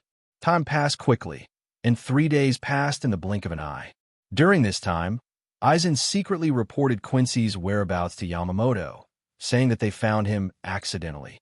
This news shocked Yamamoto. After confirming that there was no mistake, Yamamoto decided to gather the elite Shinigami to attack Wand and Rake and completely destroy them. However, it was obvious that Yamamoto was wrong. Quincy had been in Soul Society for many years, and Jugram was the first to launch an attack on the Shinigami. Of course, if possible, Jugram wanted to just let it go. However, Soul Society wouldn't let them go. The older generation of Shinigami, led by Yamamoto, almost regarded Quincy as a chronic pain. They couldn't wait to pull out their swords and immediately kill him. Now that Ligia Barrow dared to sneak attack Soul Society, Yamamoto naturally wouldn't let Quincy off easily. This was destined to be another bloody storm. TSK, what a pity. From the beginning to the end, Soul Society was the one who lost. The Shinigami couldn't take advantage of them. Dustless smacked his lips in pity. The key factor was Yawatch. Right now, these Quincy were just pawns. It did not matter if they were killed now. In the future, Yawatch could resurrect them all with just a thought. Therefore, it didn't matter if Quincy was completely wiped out. They could afford to hurt Quincy, but they couldn't afford to play with the Shinigami. They only had one life. I wanted to experience the power of omniscient and omnipotent, but time is a bit tight. I'll see you next time. After sighing, Dustless quietly left and began to hunt down the members who were given the Holy Script ability by Yawatch. These people were actually Yawatch's nourishment. One day, Yawatch would extract their abilities to perfect itself. Therefore, Dustless decisively chose to implant something special in all of their bodies. When Yawatch devoured their souls, it would be a welcome gift to Yawatch. After the members of the Sternritter fell, their souls and the ability of Holy Script would all belong to Wabuk. As long as Dustless placed the transcription seal in the bodies of those members in advance, everything would be fine. At the same time, in another corner of Soul Society, an unknown event was happening. There were only a few people, but the scene was extremely lively. If it weren't for the people on both sides deliberately stopping them, they would have already started fighting. Chapter 11-13. On one side was the Masquerade Corps led by Tera Masako, and on the other side was Urahara Kisuk and 4 Maple Court TE. Get out of my way. A persimmon growled in a low voice. His eyes flickered with cold light, and his killing intent surged like a wave. Soul Society killed our companions, and they must pay with their blood. Of course, that Aizen Sosuke is no exception, Rishiori said without giving up. The other members of the Masquerade Corps were silent. Urahara Kisuk knew that silence meant agreement. I'm sorry, but I can't tolerate your actions. Now that Soul Society is going through an unprecedented disaster, I absolutely can't allow you to act recklessly. Urahara Kisuk's tone was calm and firm, expressing his stance. The members of the Masquerade Corps frowned. If possible, they didn't want to be enemies with Urahara Kisuk. After all, he saved the entire Masquerade Corps. Otherwise, all of them would have been killed long ago. Why do I always encounter such things? In the dark, Dustless gently observed the movements of the Masquerade Corps and couldn't help but sneer. If the Masquerade Corps also joined in, that would be great. These people were one less person to kill. Urahara Kisuk, this eyesore jumped out again. Since you want to get involved so much, I will help you. His pupils twisted sharply, and Rita Barrow once again appeared in his eyes. The cold muzzle was aimed at Urahara Kisuk. Go for me. With Dustless's roar, Rita Barrow's muzzle suddenly condensed a huge bullet. Soon after, it erupted with an aura that could destroy everything in its path. Whoosh, whoosh, whoosh. The powerful attack stunned everyone, and they all looked in the direction where the bullet came from. Locking on to the enemy's trace, Dustless and Rita Barrow disappeared from the face of the earth. Everyone, get out of the way. Urahara Kisuk's pupil shrank, and he quickly shouted. Although he didn't know what this huge light was, it would definitely be destroyed if it hit them. Urahara Kisuk reminded everyone to retreat, and they took this opportunity to pass through Urahara Kisuk's obstruction and rush toward the center of Soul Society. It was the center of the battle between Quincy and Shinigami. Damn it, come back. Don't go over there. Those annihilators are dangerous. Not only will they harm you, but they will also harm Soul Society. Urahara Kisuk cursed. His tone was full of anxiety, and at the same time, a huge amount of Ryatsu surged from his body. You're an outsider who likes to meddle in other people's business. Others going to their deaths has nothing to do with you. Dustless, who was hiding in the dark, muttered to himself. At the same time, Rinnegan turned again, focusing on Urahara Kisuk's left shoulder. Under the control of Rinnegan's Sharingan, Rise Barrow once again lifted the spear in his hand, this time aiming at Urahara Kisuk. Regarding this meddlesome person, Dustless was very disgusted. Rijabaro raised his gun again. Not only that, he even used his ability, Universal Connection. There's no stage for you here. Take a break. With the cold muzzle aimed at Urahara Kisuk, Dustless didn't hesitate to order Rise Barrow to continue extracting a large number of Ryatsu. The Ryatsu in the atmosphere was rapidly extracted, quickly attracting the attention of Urahara Kisuk and 4 Fige Court Yoruchi. You withdraw first, I'll deal with this. 4 Fige Court Yoruchi decisively stood in front of Urahara Kisuk and said seriously, Yisan, You have to pay attention. From the scale of Ryatsu extraction, the opponent should be a powerful Quincy. Urahara Kisuk lowered the brim of his hat and said cautiously. When he was about to chase after the masked core, Dustless directly ordered the beam of light to erupt. Bang, bang, bang. Ka, ka, ka. The absolute heavy blow obviously hit the person. There was a painful howl, and the sound of bones couldn't withstand the powerful force. How is this possible? The bullet bypassed me and hit Kisuk? Seeing such an unexpected scene, Forfeige Court Yoruchi was stunned for a moment, and his eyes were dim. Looking at Urahara Kisuk, who was suffering behind him, he felt that his brain wasn't enough. Idiot, this is the essence of connection of all things. No matter if there is something in front of you or not, anything that is targeted by Rise will be hit. Dustless sneered and looked at Risebarrow with more and more satisfaction. No wonder Quincy calls Yawatch God every day, and this guy calls himself God's messenger. This kind of ability is indeed heaven-defying. After taking a deep look at Urahara Kisuk, Dustless quietly left, opened the tunnel to Hueco Mundo, and disappeared from the war-torn Soul Society. This was only the first step of Dustless's plan, and it was far from enough to completely kill Quincy. After all, the Sternorder Knights had 26 members, and their combined strength was almost at the captain level. It seems that this is the end. Urahara Kisuk endured the stabbing pain all over his body and looked at the disappearing figures of the masked corps. His tone was particularly bleak. They're our trump card against Sosuke Aizen. If we don't save them, we may be wiped out. Forfeige Court Yoruchi supported Urahara Kisuk. I also want to stop them, but I don't have the ability now. I hope God has mercy on them. Urahara Kisuk said weakly. His body was about to fall. The bastard who provoked the war between Shinigami and Quincy is definitely not a good person. No matter who wins or loses this time, one side will be swept into the garbage heap of history. Which bastard is cursing me behind my back? If I catch him, I will definitely destroy him. On the way to Hueco Mundo, Dustless sneezed all the way. Chapter 11:14. Hueco Mundo was always so cold and bleak, a deathly silence. The sandstorm was the truest portrayal of Hueco Mundo. The boundless void distorted, and a figure stepped out from it. It was a young man with delicate features and handsome features. His deep eyes were filled with wisdom, and his black hair fluttered in the wind. His eyes were indifferent from the beginning to the end. However, the gentle smile at the corner of his mouth made him seem very friendly. His temperament was extremely contradictory, both good and evil. It was as if he could call you brother in 1 second and go through a mountain of swords or a sea of fire, but in the next second, he could turn hostile and stab you in the back. It was always hard to tell what he was thinking. Young master, Harabelle, who had been notified in advance, called out. Her voice was very clear and pleasant.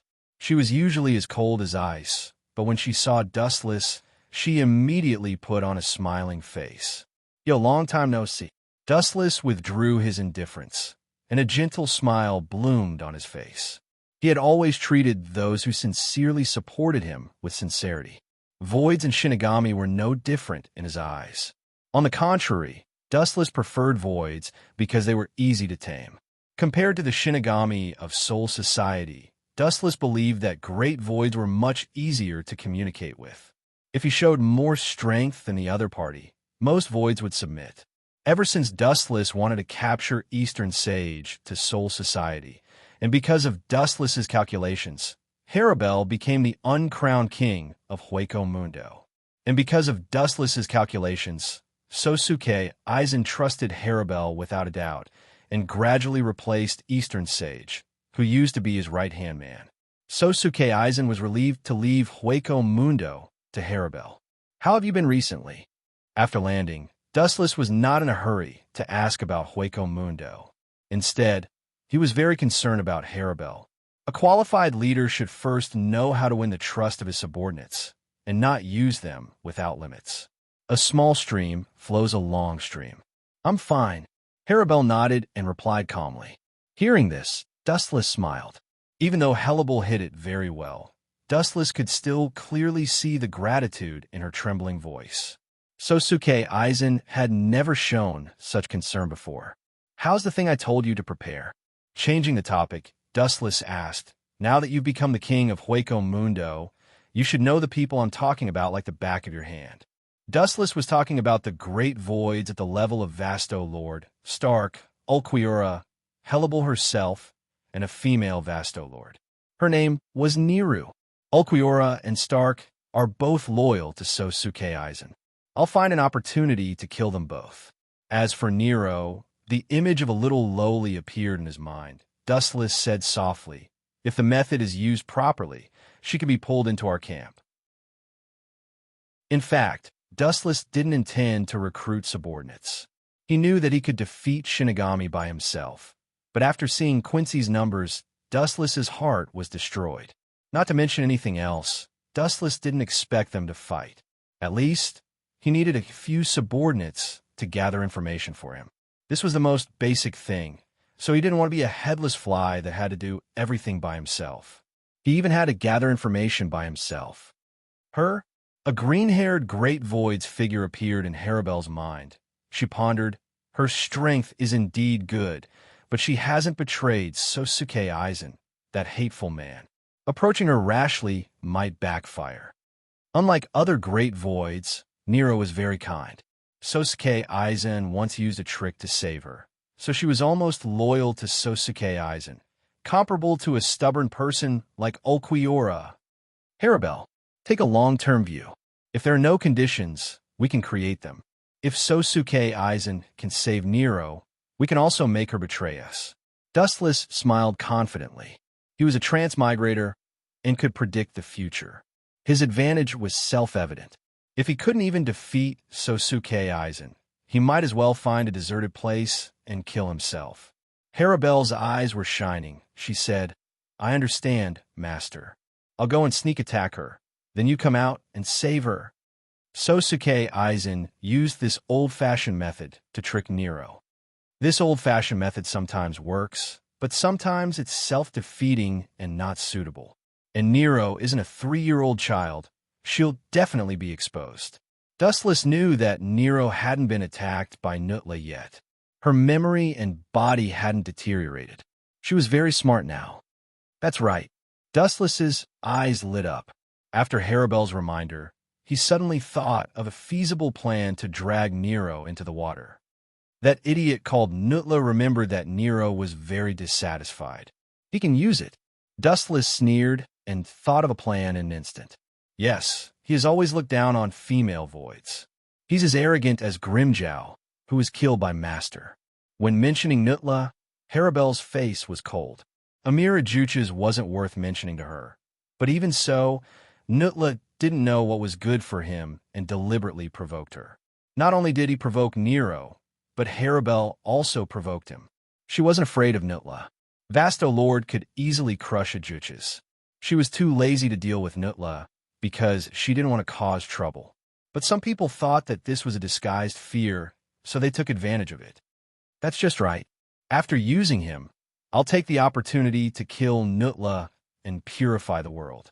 In the sandstorm, Dustless and Harabel's figures drifted and disappeared in an instant.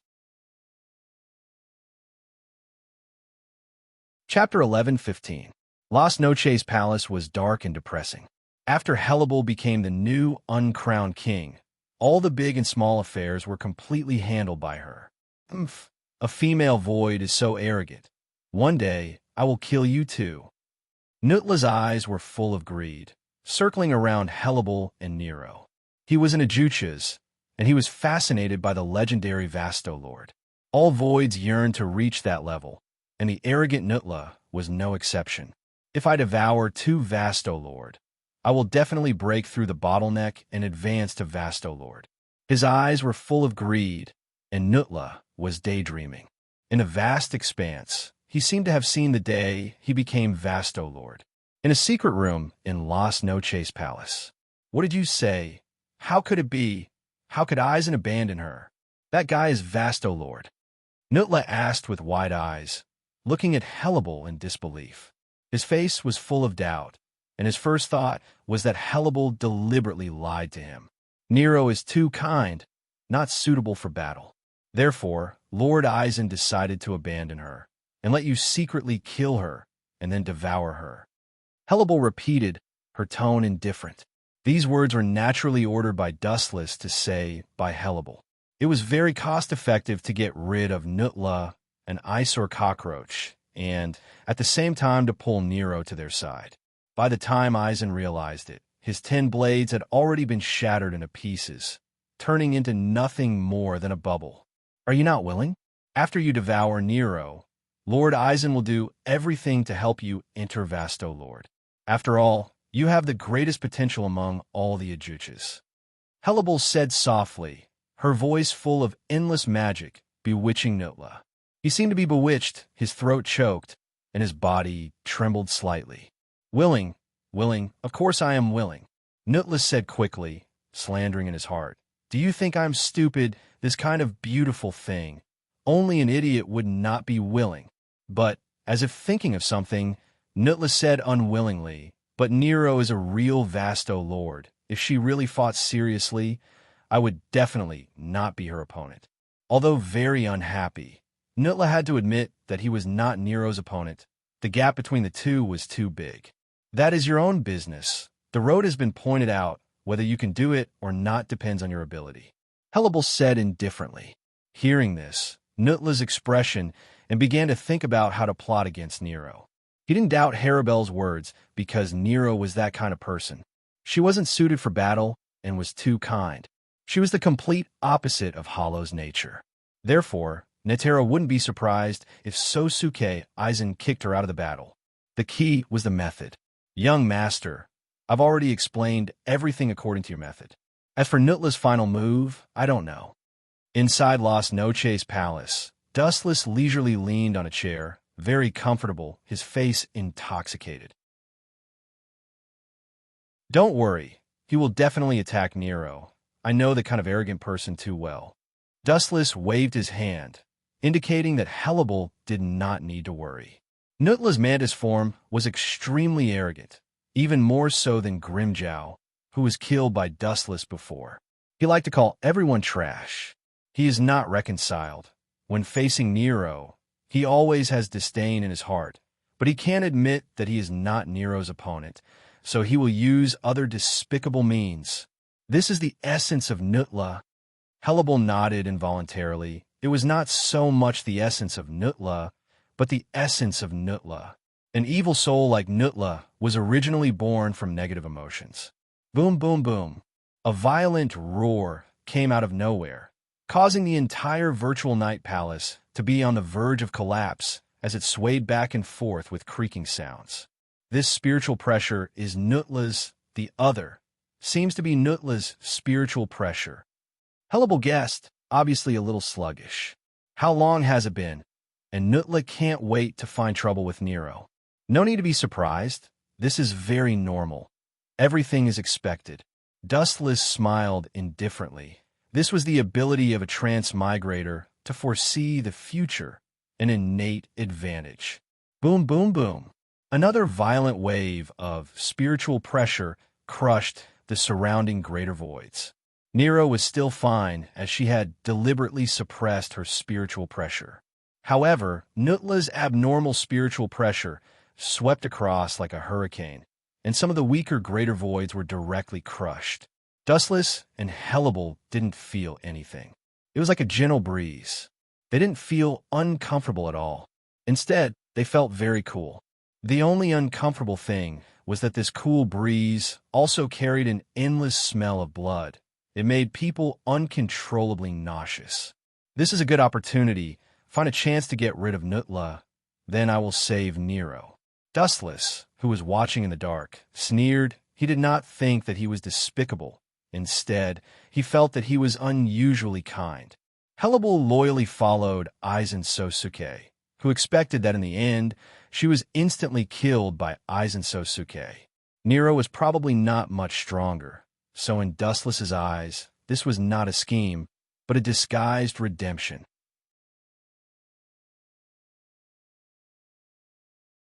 Chapter 11:16. On the other side, Nero and Nutla were engaged in a fierce battle. The spiritual pressure of both sides swept across the entire Las Noches palace, causing cracks to appear in many places. However, the grand voids of Las Noches palace turned a deaf ear to this. This kind of thing was not strange.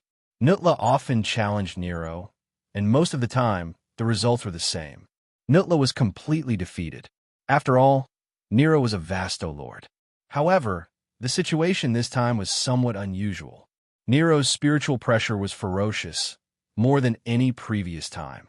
She was serious. You dare to attack my subordinate. You bastard, you are digging your own grave. Everyone had their own bottom line, and Nero was no exception. Looking carefully, there were two grand voids leaning against the surrounding walls. There were obvious bloodstains on their bodies, and they were obviously seriously injured. Nutla went too far this time.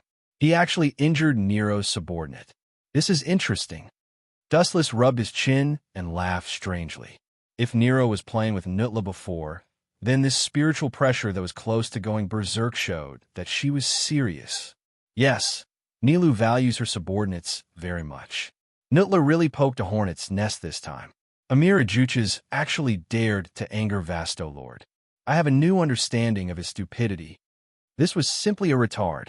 A huge aura swept across the entire Las Noches palace. A thick energy beam spread out from Nero's body, and a destructive wave erupted. The ground was scorched, and the sky was blocked. At this moment, Nero was like a god of destruction. Damn, is this Vasto Lord's strength? Hateful. This damned woman did not use her full strength to deal with me before. Under this horrifying spiritual pressure, Nutla felt that he was very small and could not withstand a single blow. He was as fragile as a bug. His arrogant heart was inevitably insulted. Sneak attacking me and seriously injuring my subordinate. Even if this goes to Lord Eisen, I will not let you off easily. Nero's murderous intent was awe-inspiring. Her beautiful eyes were cold, and even the surging space around her could freeze. Go to Lord Eisen? What an idiot. Neutra laughed unscrupulously and said with disdain, "Oh right, I forgot to tell you. The person who ordered me to kill you is Sosuke Eisen." Well said. Dustless, who heard this from afar, was overjoyed and secretly gave Nutla a thumbs up. Impossible. Niru was stunned for a moment before she sneered. You want to trick me into betraying Eisen? Are you kidding me? Do you think I'll fall for it? Too naive. You're the idiot. Sosuke Eisen is only using us as pawns. He wants us to be his pawns. Do you think your personality is suitable? You are too merciful, so you must be removed. Neutra laughed wildly. His laughter was full of sarcasm. Seeing that Nero was silent, he continued to attack her bluntly. Look at our fight. We have already destroyed Las Noches, and no one has stopped us. This shows that you have been abandoned.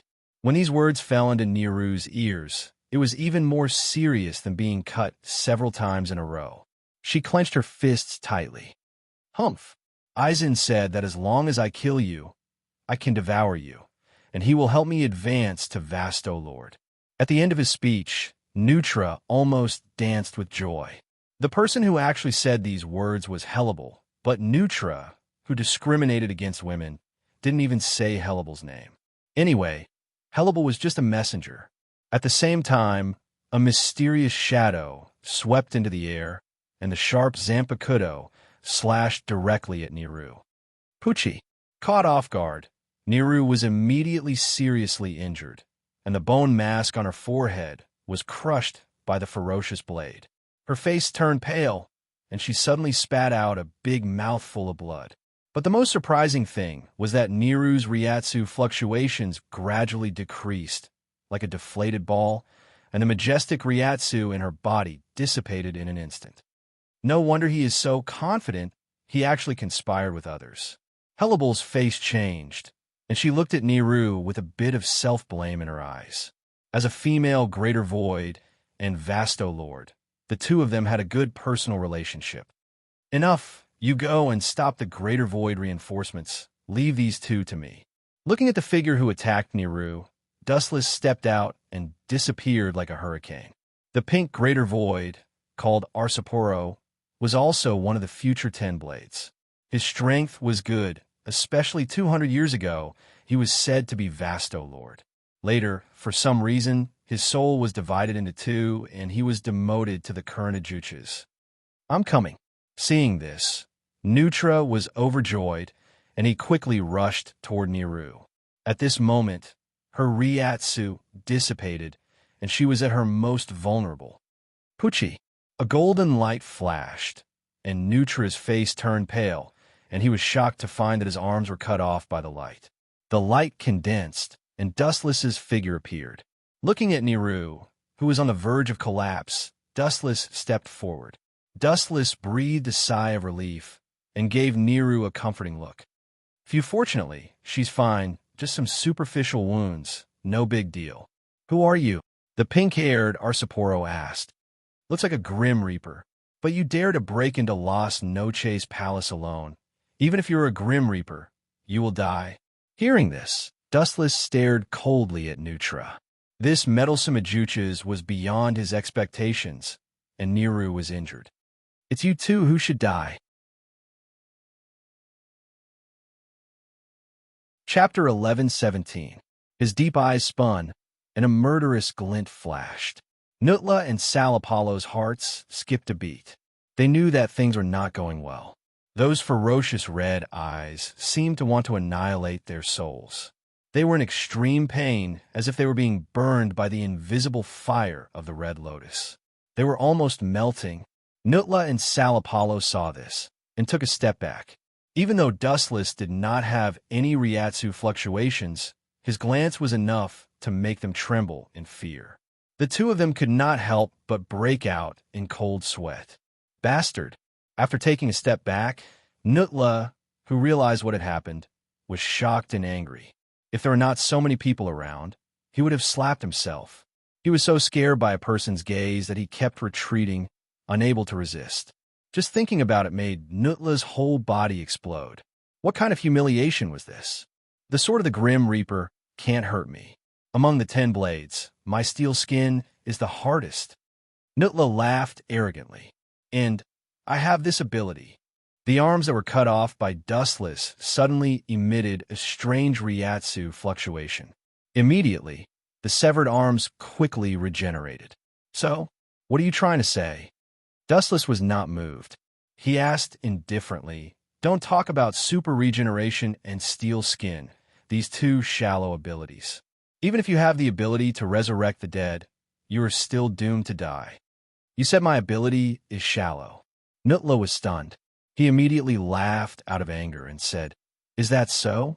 Then I will let you understand what it means to defy the natural order. The word shocking is a true description of me. After saying that, Nutla waved his horrifying weapon and stabbed. His speed was so fast that only a black afterimage could be seen. Even because the sand was too soft, the place where he passed by set off a storm. You are short-sighted. Do you really think that Aaron cars are invincible? Don't be ridiculous. Don't say that you are just an Achuca's Aaron car. Even if you are a Vasto Lord, in fact, you are just SOSO. Dustless sneered. The so-called Vasto Lord was actually very fragile. At least in Dustless's eyes, it could be destroyed with a flick of his finger. For some captain class Shinigami, Vasto Lord was just as vulnerable. For example, Aizen Sosuke could suppress Ajuches with Ryatsu alone. He could kill Vasto Lord with one strike. Dustless was even less of a problem. At this moment, the sky suddenly darkened. Dustless suddenly looked up and saw a figure wielding a large saber descending from the sky. The force of his falling body was like a mountain that weighed hundreds of tons. Go away. This guy is very strong. Seeing Dustless looking at the sky like he was possessed, the kind-hearted Nero quickly reminded him. However, if she knew that the person who had planned all of this was Dustless, her heart would probably be so depressed that she would vomit blood. Leave. Why should I leave? Hueco Mundo doesn't belong to their family. Glancing at Niru indifferently, Dustless remained calm. The chakra in his body surged, and a giant Tengu was formed in the blink of an eye. Kinsusanu. Following Wu Chen's command, the golden light turned from virtual to real. The thick arm clenched tightly, and a super-large fist blasted out. What the hell is this? Nutla roared with a sharp tone. His eyeballs almost popped out of their sockets as he looked at the oncoming golden Daquan, which was almost the size of a small mountain. Feeling the penetrating sharpness of the fist, he quickly blocked his weapon in front of his chest. Bang! Under the control of his mind, the thick fist blasted into Nutla without any accident. The powerful force could destroy heaven and earth, and Nutla disappeared in an instant. Hundreds of meters away, Nutla was lying on the ground in a sorry state. His bones were shattered, and only his internal organs and head were intact. The rest of his body had been crushed. What kind of monster is that? Lifting his head with difficulty, he saw the terrifying Tengu armor, sensed the heart-palpitating power, and the injuries all over his body. Nutla's self-esteem collapsed in an instant. I must tear you apart alive. I must. Nutla gnashed his teeth and said hatefully, revealing a hysterical madness in his words. Listening to this determined tone, it seemed that he wanted to perish together with Dustless. However, he didn't have the chance. Dustless turned into a rainbow light, illuminating a large area of Las Noches Palace. The dazzling light made people not dare to look at him directly. What does this guy want to do? Nutla was stunned.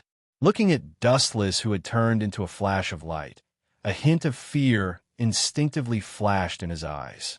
He quickly used all the strength in his body to activate super regeneration. He instinctively felt that something was wrong. Are you still going to struggle? But it doesn't matter. You're lucky that your internal organs weren't destroyed just now. This time, I'll crush your entire body. With a sinister smile, the light gathered and Dustless's hands swarmed out. The moment it appeared, it almost covered the entire sky. Yasakani no Magatama. Whoosh, whoosh, whoosh. Thousands of sharp piercing sounds made people shudder. Nutla stared blankly at the falling light bullets. His face was ashen, and the idea of super regeneration was put down. Bang, bang, bang. Not only Nutla's body, but the earth was also affected by the most ruthless and cruel radiance. Countless holes were dug out, and almost half of Las Noches Palace was filled with holes. As for Nutla, his body was crushed into powder, and the stench of a foreign species was still lingering. Life and death were completely destroyed. Not to mention continuing to fight with Dustless, Nutla didn't even leave behind a corpse. Chapter 11:18. Nilu's eyes widened when she saw this scene. Her pupils dilated several times. She was horrified and shocked. She stared at Dustless in surprise, as if she was looking at a prehistoric monster. Her eyes refused to move at all. He killed Nutla in just 2 moves? Oh my God, am I dreaming? Nero murmured to herself. She knew that she could easily defeat Nutla, but she was far from being able to defeat someone as simple as Dustless. It was completely overwhelming strength. No, it was completely using the strength of a super dimension to instantly kill Nutla. The two sides were completely incomparable. Strange, when did such a person appear in Hueco Mundo? Nero's eyes glowed, and her face showed deep curiosity. Salapalo's face was full of disgust. In terms of strength, Nutla was still above him. Although he used to be Vasto Lord, that was almost 200 years ago. Right now, he was just a weak Ajuches. Nutla was the best example. He did not even have the time to release his blade before he was killed by Dustless. Only 2 moves. No, only 1 move. In Salapalo's view, the last move, Yasakani no Magatama, was completely unnecessary. It was just a casual move, and he did not even make a move, but Nutla was instantly crippled. How do you feel?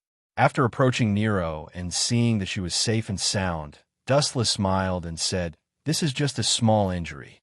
There is no need to worry about it." Nero nodded and looked at Dustless gratefully. She solemnly thanked him and said, "If it wasn't for you, I would have been killed by those 2 despicable guys." And Nero's eyes rolled around Dustless. She said in surprise, It is really rare to see a greater void like you. Void? Hearing this, Dustless shook his head helplessly in his heart, thinking that Nero was really kind and naive. Idiot, he's not a void. He's a grim reaper through and through, Therill said cautiously. He unsheathed his Zampicudo and aimed it at Dustless. Let's put our personal grudges aside and work together to kill this Shinigami. Since you are loyal to Aizen, you should know that his enemy is the Shinigami. It would have been better if Sal Apollo had not said anything. Now that Sal Apollo had mentioned it, Nero was instantly enraged. The majestic spiritual pressure that had disappeared earlier was now completely restored, and it pressed down on Sal Apollo with an overwhelming force. The waves were endless like the sea, wave after wave, and they were endless. Ka.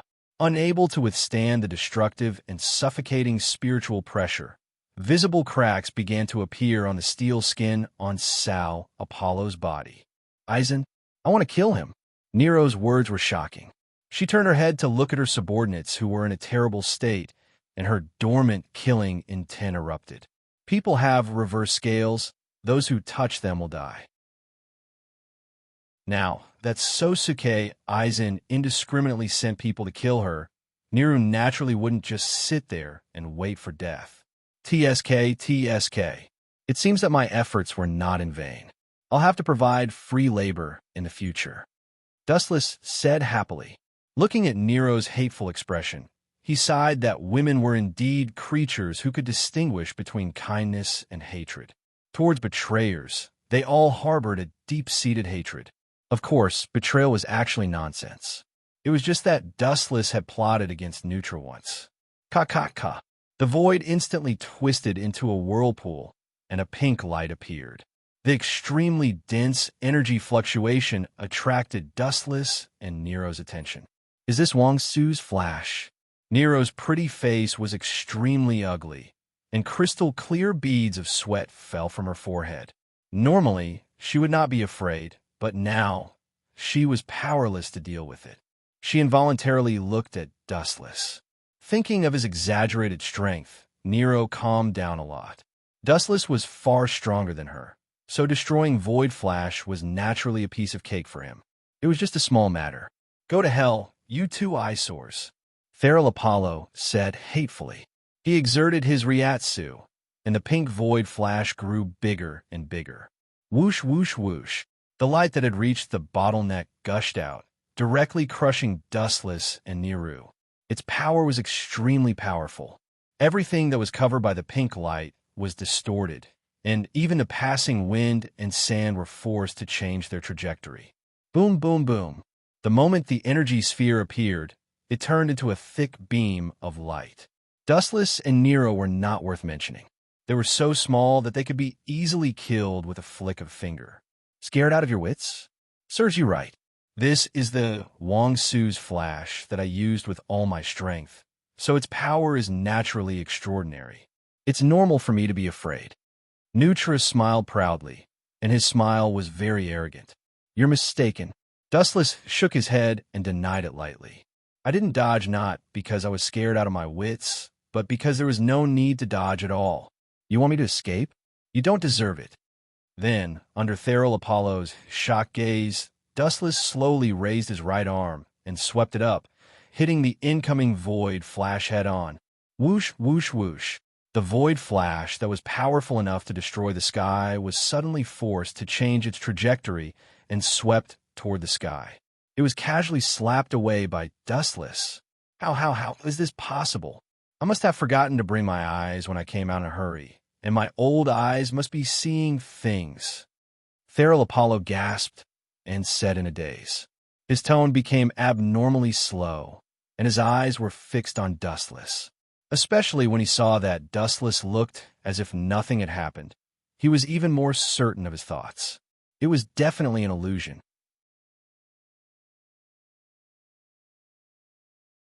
Chapter 11:19. Sal Apollo's face alternated between red and purple as he clenched his fists tightly.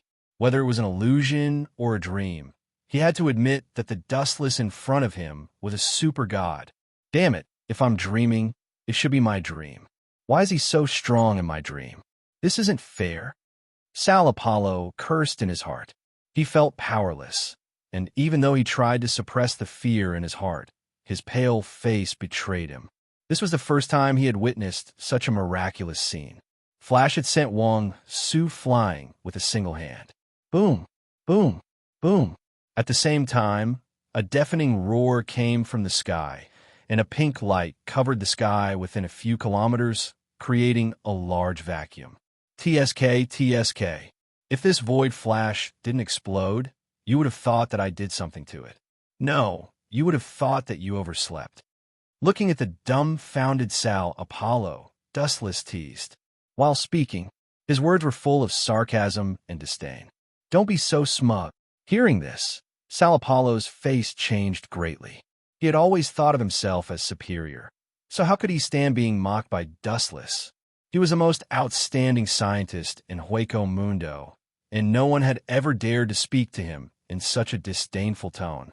Even Sosuke Aizen spoke to him as if he was equal.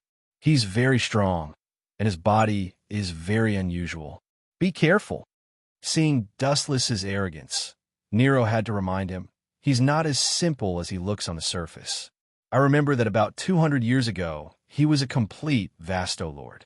Later, for some reason, his soul suddenly split into two, and his strength fell to a juches. It's too late to say anything now. This blind death has angered this genius. He must pay the price to appease my anger, his life. Seeing that Nero had revealed his identity, Sal Apollo immediately clamored. His arrogance made it seem as if he would kill even the King of Heaven. I know. Dustless nodded. His next words made Nero and Sal Apollo vomit blood. He said, if it weren't for the lack of time, I would have dissected him and observed him. His soul can be divided into two. He's not simple. Dustless's tone was full of praise. To be able to split one's soul into two independent existences, he knew that he could not do it. He was somewhat impressed by Sal Apollo. You want to dissect me? Thar Apollo ignored all the *T that Thar Apollo had spouted. Thar Apollo's handsome face was contorted as he roared. Even if your head captain is here, he won't be able to save you, you bastard. Dustless's eyelids didn't even twitch when he felt the murderous aura coming at him. He directly ignored it. After glaring at Dustless fiercely, Sal Apollo suddenly took out a bottle of medicine. Dustless looked at it coldly and put it to his mouth. Stop him. Nero hurriedly urged Dustless. Sal Apollo is a mad scientist. His research will definitely change the outcome of this battle. Let him do what he wants. Dustless was indifferent. He said nonchalantly, I'm looking forward to seeing what effect the medicine will have on him. Nero didn't know whether to laugh or cry. She was sure that after Sal Apollo swallowed the pill, his strength would at least increase by a few dimensions. Kakik. Ha ha. Sal Apollo roared with arrogant laughter. Then, a majestic spiritual pressure seemed to descend from the sky. It was so oppressive that it was difficult to breathe. Nero looked at Sal Apollo in horror. Suddenly, a terrifying thought flashed through her mind. Could it be that he has recovered all his strength from before? Looking at Sal Apollo, Nero's eyes flashed with astonishment. She could clearly feel that Sal Apollo's spiritual pressure was rapidly expanding, surpassing her at her peak. After all, Sal Apollo was Vasto Lord more than 200 years ago. I really don't know what you are afraid of. Just because he is Vasto Lord and has recovered his peak strength? Don't just limit your vision to Vasto Lord. Set your sights higher. There are many existences in this world that are stronger than Vasto Lord. For example, Sosuke Aizen, who you used to work for. Dustless explained calmly, turning a deaf ear to the immense spiritual pressure emanating from Sal Apollo. TSK, don't tell me you are at the same level as Sosuke Aizen. Sal Apollo sneered. His eyes were full of arrogance. He closed his eyes and felt the spiritual pressure in his body. The trump card is usually used last. This is the price you have to pay for angering me. With a sneer, Sal Apollo took a step forward. He was as fast as lightning, and then he attacked. So fast, Nero was shocked. She could only see a faint afterimage. That exaggerated speed was beyond her detection ability. Whoosh! In an instant, the storm suddenly disappeared. It evaporated into thin air. She couldn't sense the spiritual pressure anymore. Where did he go? Nero's expression changed. She was on guard. She looked around and focused on searching for Sal Apollo's spiritual pressure. Behind your body, Dustless reminded her indifferently. Nero was stunned when she heard that. She turned around and saw Sal Apollo. TSK, TSK. Death God, your reaction is quite fast.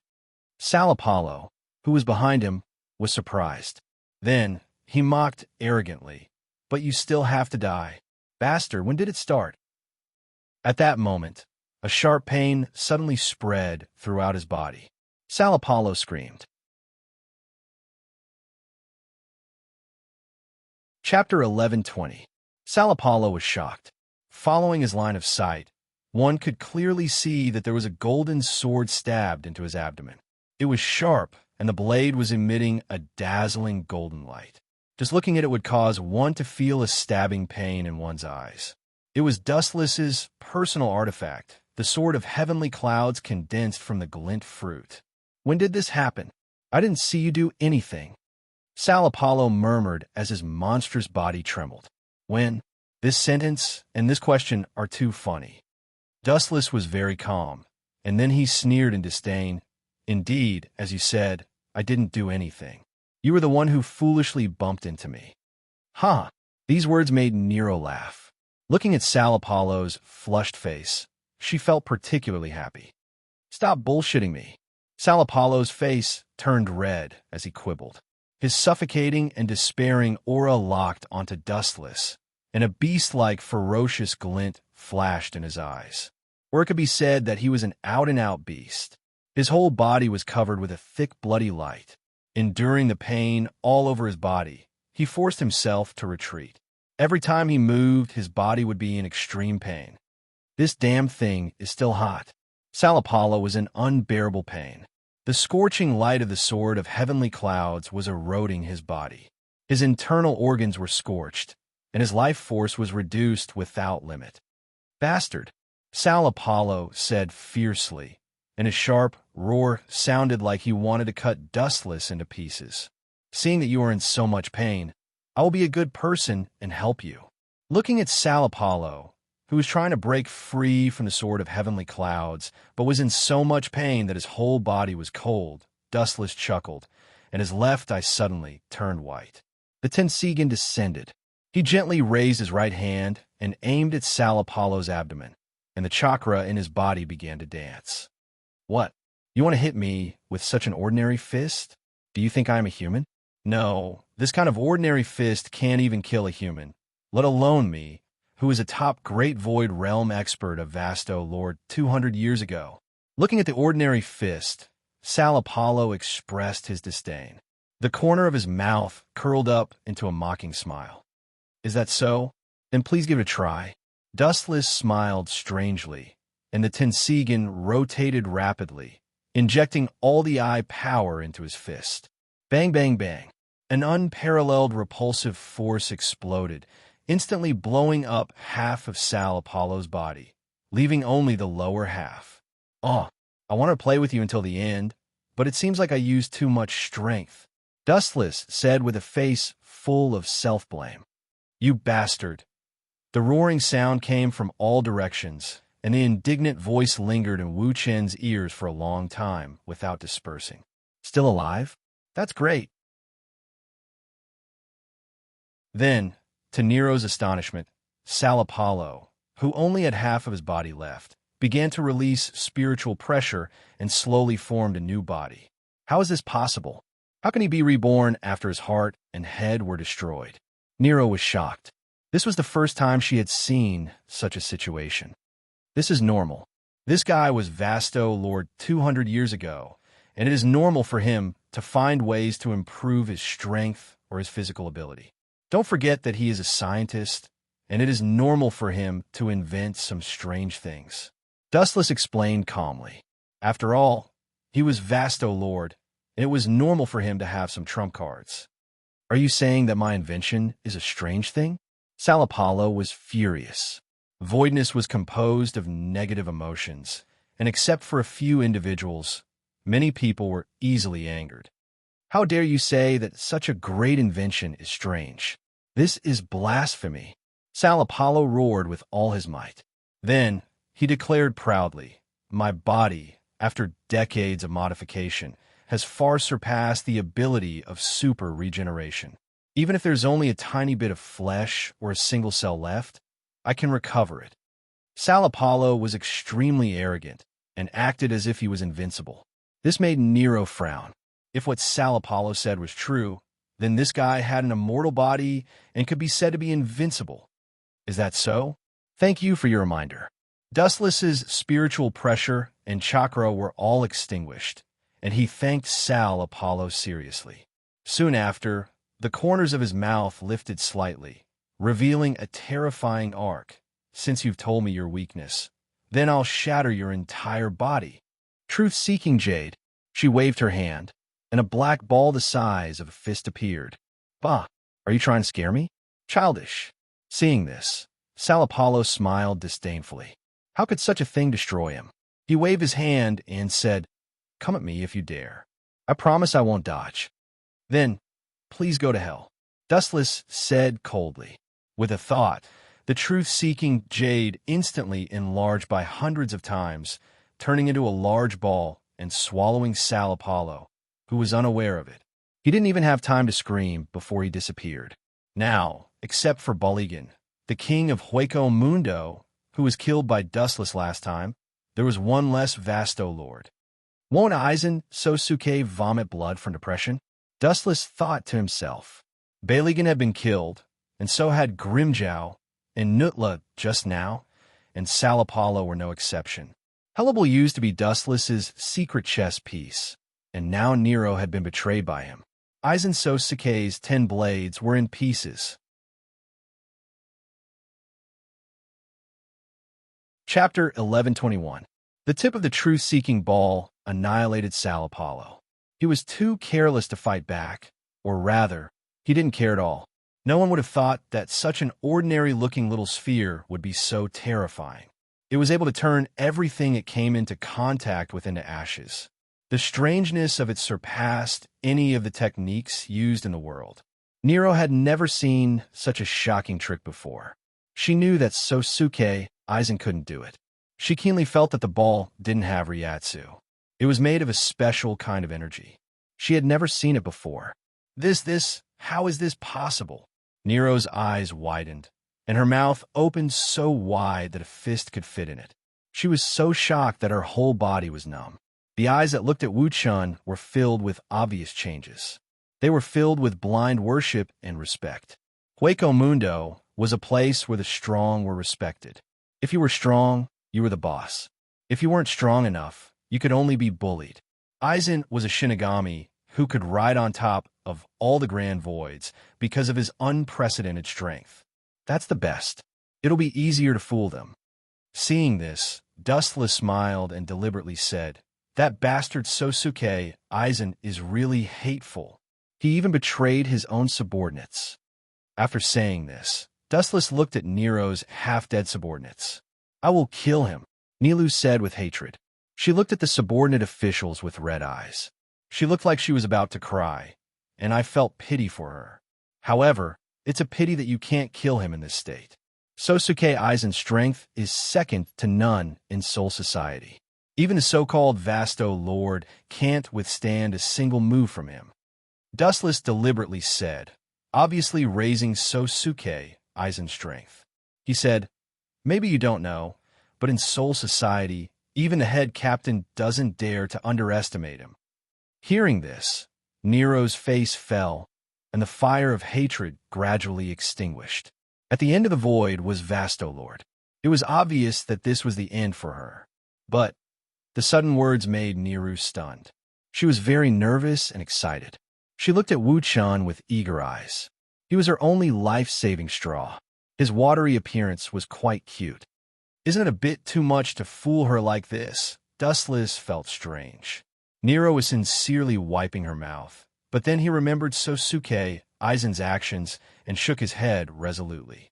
This was not a trick. This was his mother's redemption. Vasto Lord is the fixed point of nothingness, but it is not the end point of Aaroncore shattering.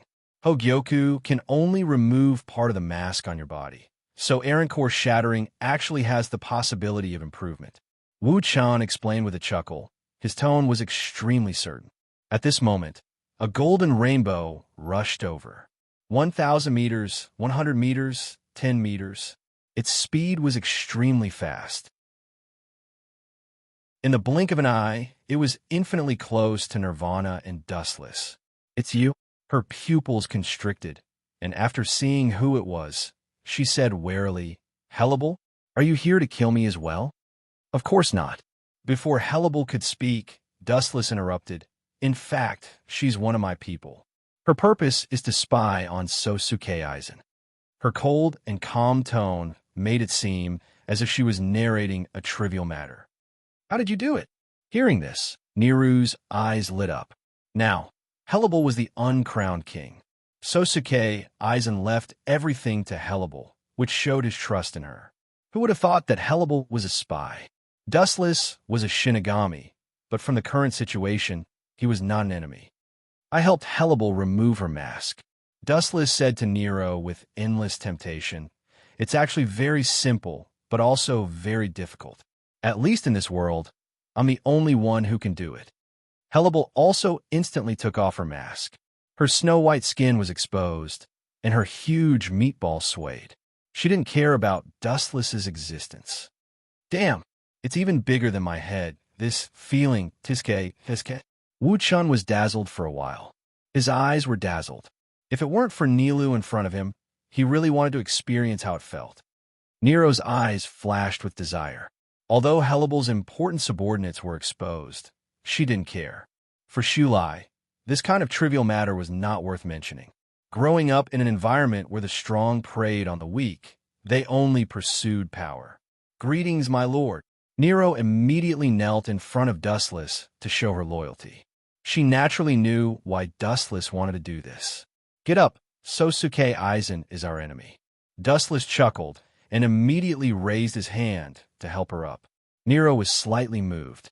"Sosuke Aizen would not do this. Bring your subordinates here. I can restore them." Looking at Nero's dying subordinates, Dustless wanted to be a good person to the end. Of course, to be precise, he wanted to win people's hearts. Super regeneration was not an ability that every Shulai had. Nero's subordinates did not have this ability, so their bodies were destroyed and they could only wait for death. This kind of problem was very tricky for Nilu, but it was just a small matter to Dustless. There was no problem at all. "Thank you, my lord." Nero was grateful, and her tone was unusually excited. "It's rare to see a great Shulai like you." Dustless sighed with a thought-provoking tone. Nero was the only one in Hueco Mundo who would put down her face to beg for help for her subordinates. However, perhaps this was why she was so cute. Chapter 1122. Nero was filled with respect and admiration for Dustless. Perhaps it was because they were both rare females, or because they were both Vasto Lord, but she often interacted with her libel and knew her personality. Now that Dustless could pull this female iceberg to his side, Nero was surprised. Also, because of her libel, she felt a sense of belonging to Dustless. After all, they were both Vasto Lord, and they shared a common language. "Sir, we wait." "Don't call me sir, call me young master." Dustless's face was stern, and his tone was firm. It was as if he would turn hostile if Nero called him sir again. Nero was stunned and subconsciously looked at her libel. The latter helplessly shook her head and frowned. Dustless's habit also gave her a headache. "You children don't understand the world of adults, and don't ask too much. In short, don't call me sir," Dustless said with an unfathomable look. "That's because everyone who calls me sir is a traitor." Wuchen secretly complained at his heart. He immediately looked at Niru, who wanted to say something, and asked, "What's the matter? Tell me." Nero nodded and asked, "What's the next step of our plan? Are we going to kill Sosuke Aizen?" These words attracted Hurlabel's attention, and she eagerly looked at Dustless. It's still too early, Dustless replied. The two women's eyes dimmed, and they seemed disappointed. After all, Sosuke Aizen was their mortal enemy. As for her libel, you can stay in Hueco Mundo. As for Nero, Dustless's eyes fell on Nero and circled her for a moment. He suddenly made a decision and said, "You will stay with me for the time being. There are still many things I need you to do." Nero didn't say anything. At the same time, the fierce battle in Soul Society continued. Although Yawatch himself didn't appear, the battle was still earth-shattering. The eyes of both sides were red with killing intent as they fiercely fought back and forth. The entire Quiet Soul Society was severely attacked and turned into a pile of ruins. Not only that, the scale of the war gradually spreading to the entire Soul Society. Blood dyed the ground red, and the air was filled with the pungent smell of blood. At a certain border area, Dow Breaker 90, Black Coffin, the razor-sharp black lights attacked from all directions. There were so many of them that it was not as simple as tens of thousands. All of them attacked the blonde man. Poochie, Poochie, Poochie. The black light engulfed the golden-haired man's body, mercilessly slicing his body. Countless flashing blades attacked him together. However, he couldn't hurt him at all. His expression remained cold and indifferent from the beginning until the end. He was like a towering statue, and his handsome face seemed to have been frozen forever. There wasn't a trace of expression on his face.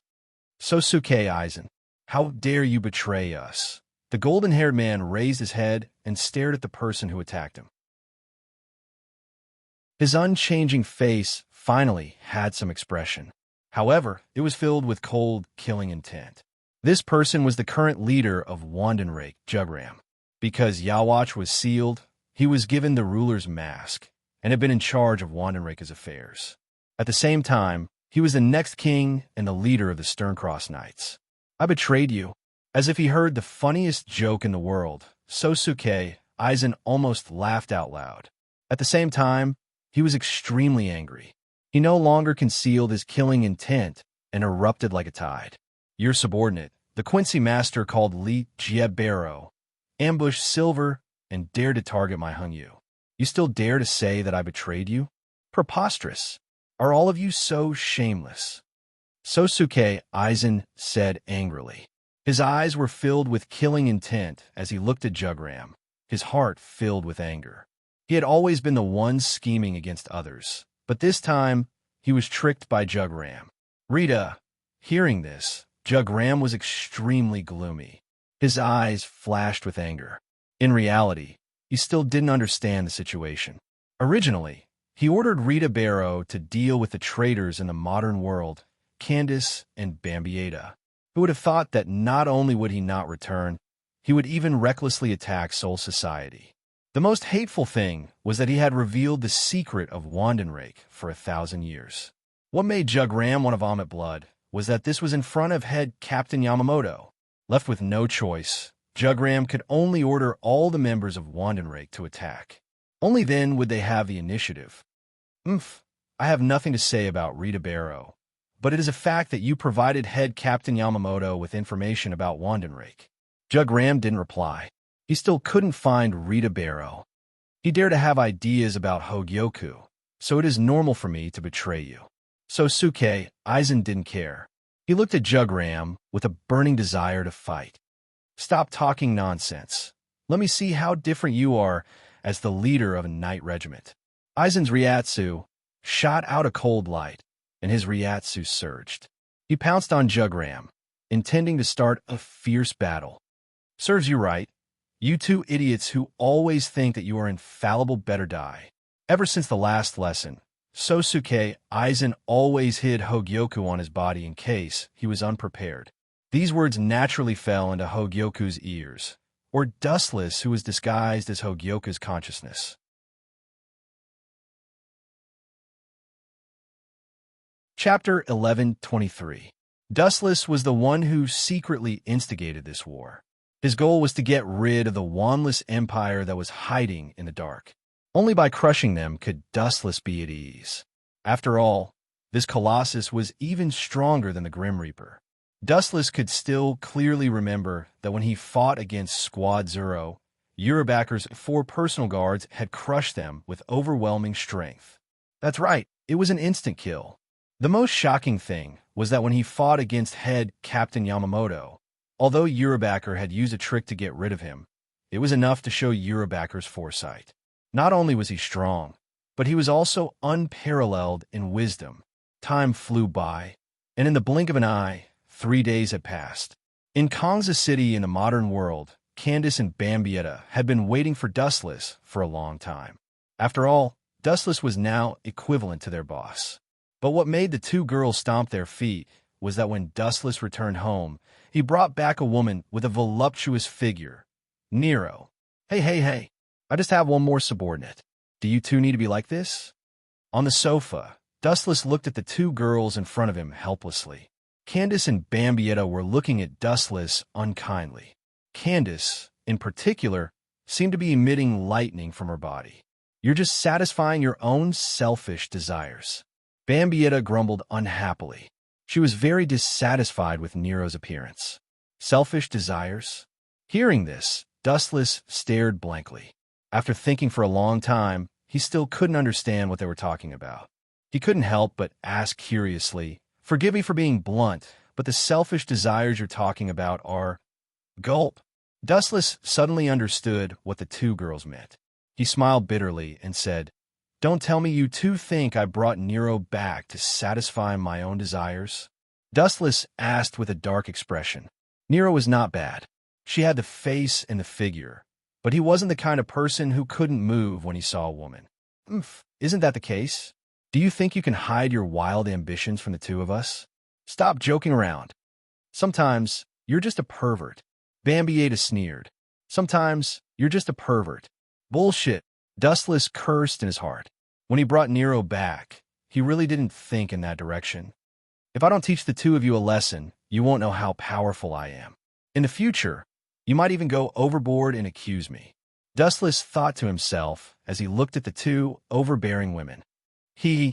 Dustless seemed to have thought of something as he let out a chilling laugh from his throat, causing the souls of the 2 women to tremble. What do you want?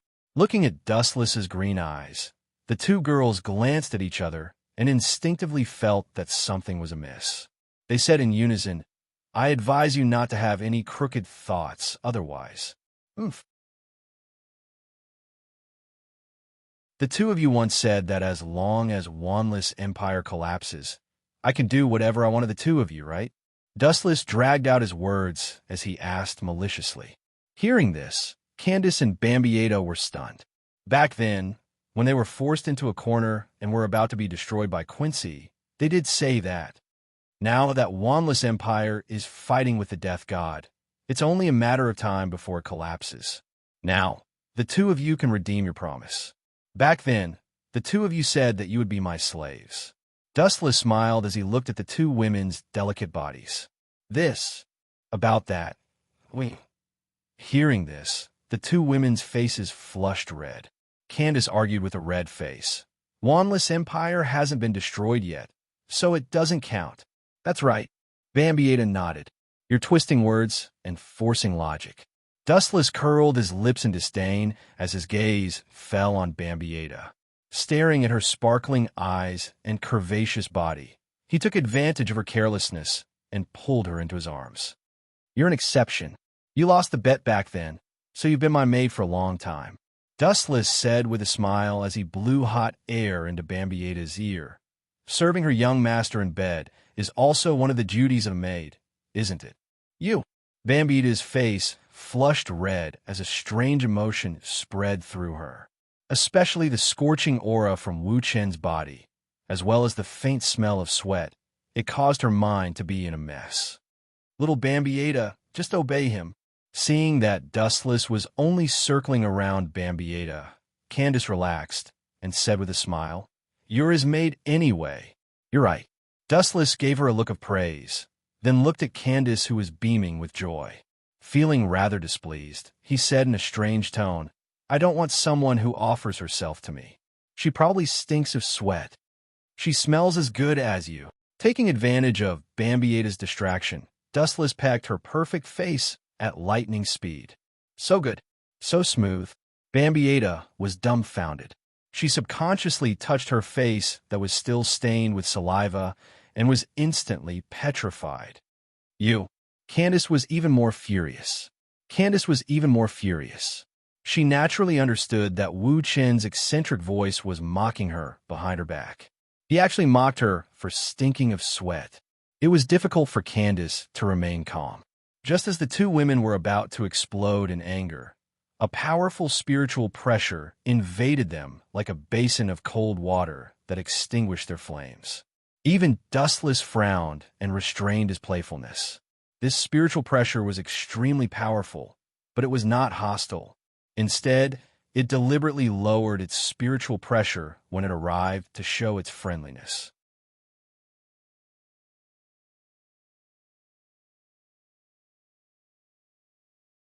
Chapter 1124. Dustless's playful heart gradually extinguished as he carefully sensed the changes in spiritual pressure. He could not help but be surprised because he felt that this abnormal spiritual pressure was very familiar. He had encountered it before. Who could it be? Dustless murmured, frowning as he thought to himself. It should be a powerhouse you once knew. The other party deliberately lowered his spiritual pressure as a gesture of goodwill. Otherwise, he would have already killed his way in. Candace showed her rare wise side as she analyzed carefully. Although the other party deliberately lowered his spiritual pressure and controlled it very skillfully, it's obvious that he has undergone years of training. He's obviously a captain-level Grim Reaper. No matter who he is, if he doesn't know what's good for him, I don't need to reason with him. Dustless stretched his waist lazily. No matter who the other party was, there was no need to care. If it was go against the current, he could just kill him. Soul Society was now in a mess anyway, and no one would care about what happened in the modern world. Candace and Bambietta looked at each other and fell silent. After all, Dustless was their boss, and now that their strength had been taken away, they would only be a hindrance, so they simply chose to turn a deaf ear. I hope I didn't choose the wrong person. Outside the villa, a middle-aged man with a hat muttered to himself. Oh, what a rare guest. Looking over, a young face wearing a kimono and holding a walking stick came into view. He was very young, but his eyes were exceptionally weathered. Isn't this Manager Pu Yuan? Suppressing the astonishment in his heart, Dustless asked indifferently, What brings you here from afar? Seeing that you are safe and sound, you seem to have expected that I would not be sealed. Your wisdom is really enviable, Manager Pu Yuan. Dustless emphasized his words, and there was a hint of killing intent in his words. The visitor was Kisuke Urahara. Of course, Kisuke Urahara replied calmly, ignoring Dustless's killing intent. Don't forget that I've been operating in the modern world for 100 years. When you came to settle down in the modern world, I discovered you. I see. Dustless didn't doubt his words and asked with interest. Then why is Urahara's store manager here? Don't tell me you're here to arrest me. Hearing this, Urahara Kisuke smiled bitterly. If he really had such strength, he would have gone to the Broken Soul Society. I'm here to seek cooperation. Urahara Kisuke took a deep breath and said solemnly, Although I don't know how you broke out of prison, since you escaped and didn't do anything to Soul Society, it means that you don't want Soul Society to be destroyed after that. Urahara Kisuke looked at Dustless thoughtfully, looking forward to his answer. Idiot, it's only natural that I won't do anything. That's because someone else will do it for me. Dustless despised him in his heart, but he still pretended to be surprised and asked curiously, Then why is Manager Urahara here? Urahara Kisuke's expression suddenly stiffened, and he said solemnly, To be honest, I'm here to seek cooperation with you. Now Soul Society is on the verge of collapse, and there's a possibility that it will be wiped out by annihilation at any time. Dustless couldn't help but be startled when he heard this. He lowered his head and thought silently, but he was shocked. The Grim Reaper he expected was not so fragile. However, the current situation seemed to be the opposite of what he expected. Dustless hoped that Grim Reaper and Annihilation would both suffer, instead of a one-sided annihilation. It seems that it's just as I thought. Although I don't know the reason. He doesn't want Grim Reaper to be destroyed. Urahara Kisuk suddenly smiled and exhaled a mouthful of turbid air. He immediately remembered the terrible situation of Soul Society and said bluntly, "Annihilation suddenly invaded, and Soul Society is now in imminent danger." "Impossible. What about Head Captain Yamamoto and Squad Zero? What are they doing? Don't tell me they've all been wiped out." Dustless asked suspiciously, thinking of the strength of the Head Captain and Squad Zero. "They are very strong, but Annihilation is also very strong. They launched a sneak attack first, and Grim Reaper is almost always suppressed." Urahara Kisuk smiled bitterly and said, "This time, I came to cooperate with your excellency. Otherwise, Soul Society may step into a land of eternal damnation." Dustless's thoughts changed. Although he was happy that Squad Zero, Head Captain Yamamoto, and Sosuke Aizen were brutally beaten up, it was not in line with his original intention to be defeated by Annihilation. "You want to drag me down with you?" Dustless asked coldly after a moment. Urahara Kisuk paused for a moment and said, "You're right to think so, but this is the current situation of Soul Society. It's true that we have a grudge in the past, but I hope we can put it aside. If Grim Reaper is destroyed, it won't be good for anyone." Dustless didn't doubt Urahara Kisuk's words. Urahara Kisuk's sincerity was enough to come alone. "I really didn't expect that group of Annihilation is so strong that they can suppress Godiai 13. Murmuring with a strange light in his eyes, there was a hint of murderous intent in his words. "There are too many involved. Do you know Yawatch?" Urahara Kisuk asked. "The king of Annihilation?" "Of course I know." Dustless replied indifferently. Not only did he know, but he also heard a lot about it. He stared at Urahara Kisuk and saw his helpless face and a headache.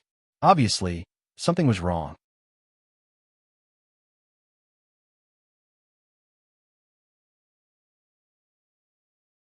Chapter 1125.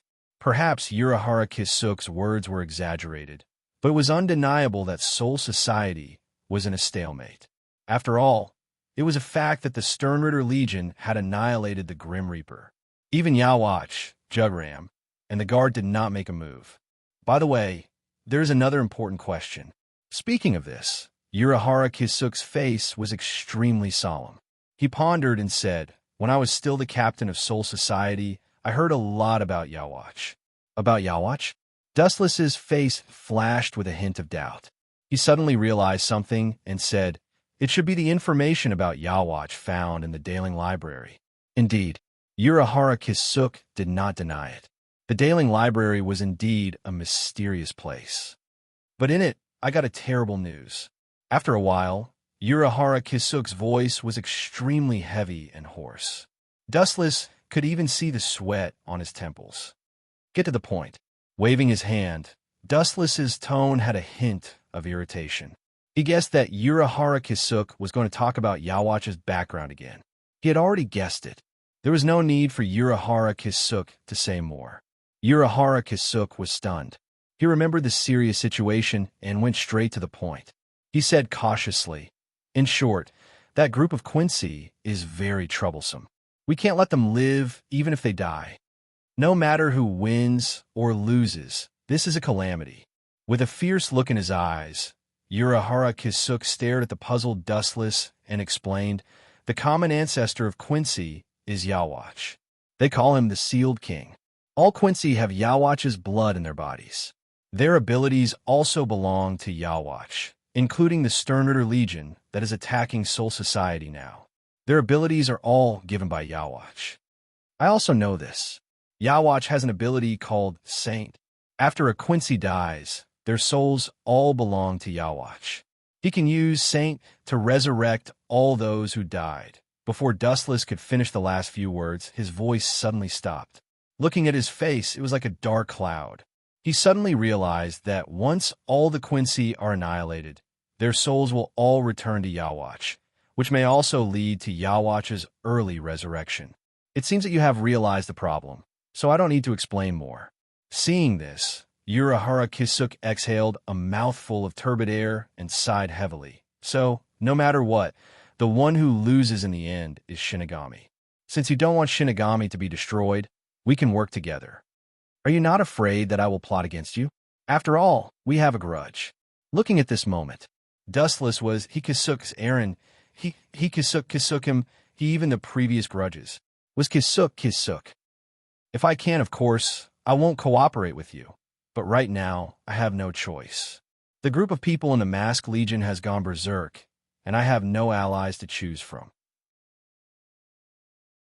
Although there is still Ishin for me to choose, he has lost the power of Reaper, and he is having fun with his wife and children.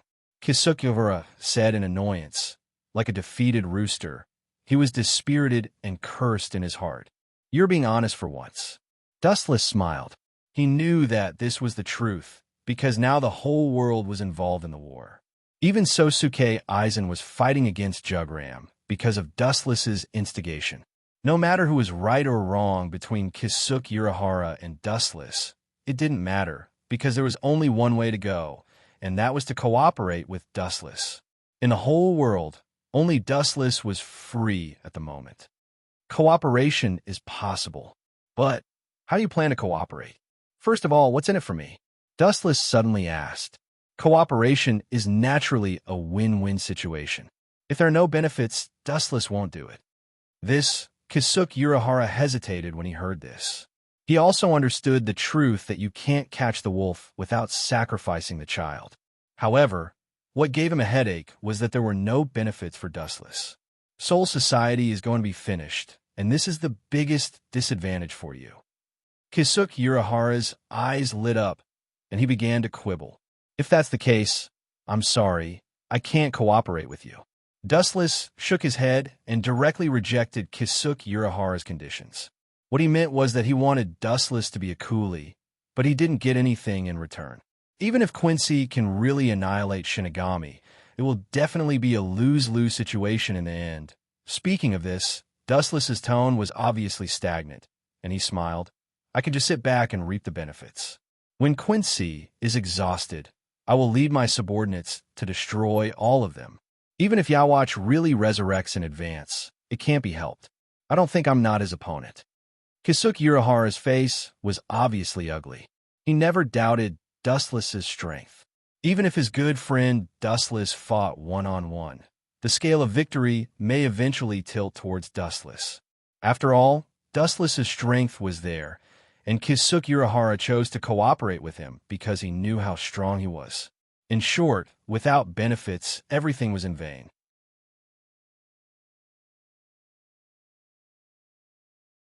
Chapter 1126. Urahara Kisuk bowed his head and was silent for a while. His head was dizzy and very uncomfortable. After thinking hard for a long time, he still didn't think that he could give Dustless anything. Manager Urahara seems to be very confused. Dustless chuckled. Then his face changed and said with a cunning look, How about I say a condition? Hearing this, Urahara Kisuk restrained his expression, and a cautious look flashed across his face. Staring at Dustless's gloomy face, Urahara Kisuk instinctively felt that something was wrong. He seemed to be making a deal with the devil. Being stared at by Dustless's shining eyes, Urahara Kisuk felt uncomfortable and had a feeling that a great disaster was coming. It doesn't matter if you don't agree, but one thing is certain, Soul Society will not last long. Dustless said calmly and deliberately added, Head Captain Yamamoto is old, and Soul Society has been severely damaged by me before. The probability of them blocking Quincy's attack is 0, and they are close to extinction. Urahara Kisuk's face turned black and extremely ugly. He gritted his teeth and said, What's the condition? Let's hear it. I knew you would agree, so why are you hiding it? Dustless was very disdainful, and immediately thought for a moment and said, One day in the future, after Soul King falls, you must stand up and support me to become the new Soul King. Urahara Kisuk was petrified, his eyes widened, and stared at Dustless in a daze. Are you serious? Soul King will never fall. Hearing this, Urahara Kisuk's first thought was that he had misheard. The fall of Soul King is inevitable. Even if Yawatch lets Soul King go, Dustless will not let Soul King go. He will devour Soul King in some way, and his strength will be increased explosively. Don't think it's incredible. Only I can replace Soul King in the world. Wu Chun raised his eyebrows in an unusually serious manner. Soon after, he changed the topic and said, "Why do you think Squad Zero didn't kill me to prevent future troubles? In fact, Yawatch is a nightmare for them. After the Spirit King is killed, they can use me as a replacement." Urahara Kisuk nodded in agreement. The existence of Sayana King was a disgrace to Yawatch. Therefore, he wanted to kill Sayana King by any means possible. It was understandable that Team Zero wanted to find a spare tire. However, the existence of the Spirit King is extremely special. Can you really replace him? He is the foundation to maintain the operation of the world. Not everyone can do it. Urahara Kisuk was puzzled and full of doubts. You don't have to worry about this. Do you agree to my conditions or refuse? Dustless shook his head, apparently not interested in answering Urahara Kisuk's question. If you can really do it, I will definitely support you in the future. After all, this is not good for Soul Society. Urahara Kisuk finally chose to compromise. At the same time, he was relieved. If Dustless could really become the Spirit King, then it would be the best. It also meant that this mortal enemy would become an ally from now on. Even if this ally was very strange, and his temper was unpredictable, at least from now on, he could barely be regarded as a comrade in the trenches. You group of idiots are simply stubborn. Of course, I can't replace the Spirit King, but I can change to another way. A group of big idiots. Seeing Urahara Kisuk smiling, Dustless slandered in his heart. Frankly speaking, he really couldn't replace the Spirit King. After all, the Spirit King was created by human factors, and its purpose was to stabilize the entry and exit of souls. Although Dustless had many abilities, he was not omnipotent. He couldn't stabilize the entry and exit of souls in Hueco Mundo, the modern world, and Soul Society. However, if one day the Spirit King and Dustless merged into one, then it would be a different story. Of course, it didn't mean that Dustless himself and the Spirit King merged into one. Just thinking about the Spirit King's strange appearance, Dustless couldn't help but shudder. Absorb the Spirit King into the Hogyoku. Let them merge into one, and then I merge with the Hogyoku. Then I'll be a brand new Spirit King. You group of idiots are really stupid. Looking at Urahara Kisuk with pity, Dustless's heart was full of sympathy. After absorbing the Spirit King, the Hogyoku naturally became a brand new Radiant and could provide Dustless with more Ryatsu. Although the Hogyoku claimed to be able to evolve infinitely, but since its consciousness was destroyed by him, its ability was greatly reduced. After absorbing the Spirit King, it could naturally make up for the previous fragmentation, and it was possible to go to the next level. It could make up for the loss after erasing the Hogyoku, expand the Hogyoku's limit, and also become the god of death, the Spirit King, becoming the unique supreme leader, commanding the entire death god. Dustless obviously didn't suffer a loss in this deal. It was profitable, and it was very big. But then again, how do you want me to help Death God? Even if my identity is exposed, I don't want to become a wanted criminal in Soul Society again. Staring at Urahara Kisuk's proud smile, Dustless's tone left no room for negotiation. Of course, this is a must. Perhaps because he was in a good mood, Urahara Kisuk suddenly became incomparably flamboyant. He opened his white and blue folding fan, covering half of his face, and smiled. What you want to do is actually very simple. Simple? Hearing this, Dustless directly turned a deaf ear. Urahara Kisuk was willing to lower himself to cooperate with him. It was definitely not a simple task. At least, he couldn't do it himself. Otherwise, he wouldn't have made an unnecessary move to cooperate with Dustless.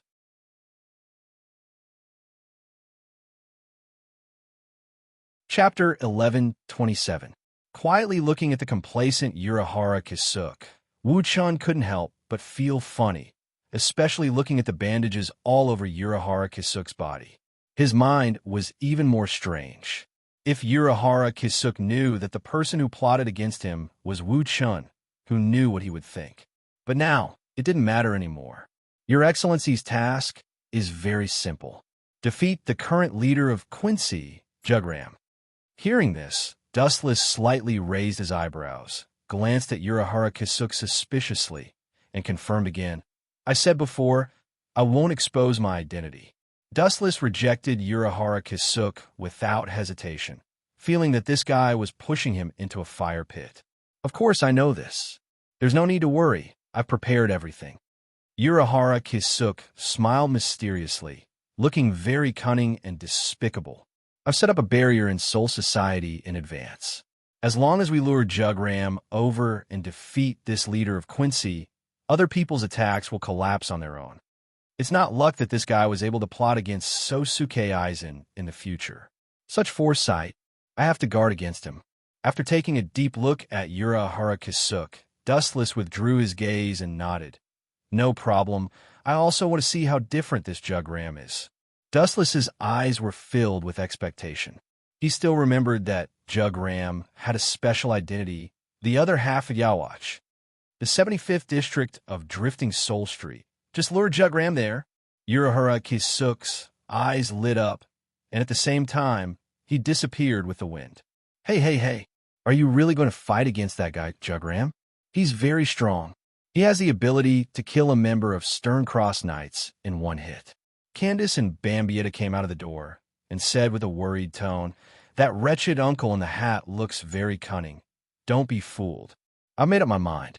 Since we'll meet sooner or later, I might as well take the opportunity to test him now. Dustless waved his hand and said with relief. The flames of war in Soul Society soared to the sky, forming a sea of flames.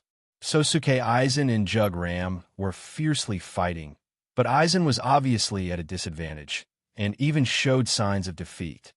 It's normal for him to be at a disadvantage now. After all, he hasn't swallowed Hogyoku yet, and Sosuke Aizen's biggest trump card is useless against Jugram. Dustless murmured. In the distant battlefield, Aizen Sosuke had been forced to retreat. He hadn't merged with Hogyoku yet, and for some reason, his Kyoka Suigetsu ability was ineffective against Jugram. I'll let you go and bring that guy over.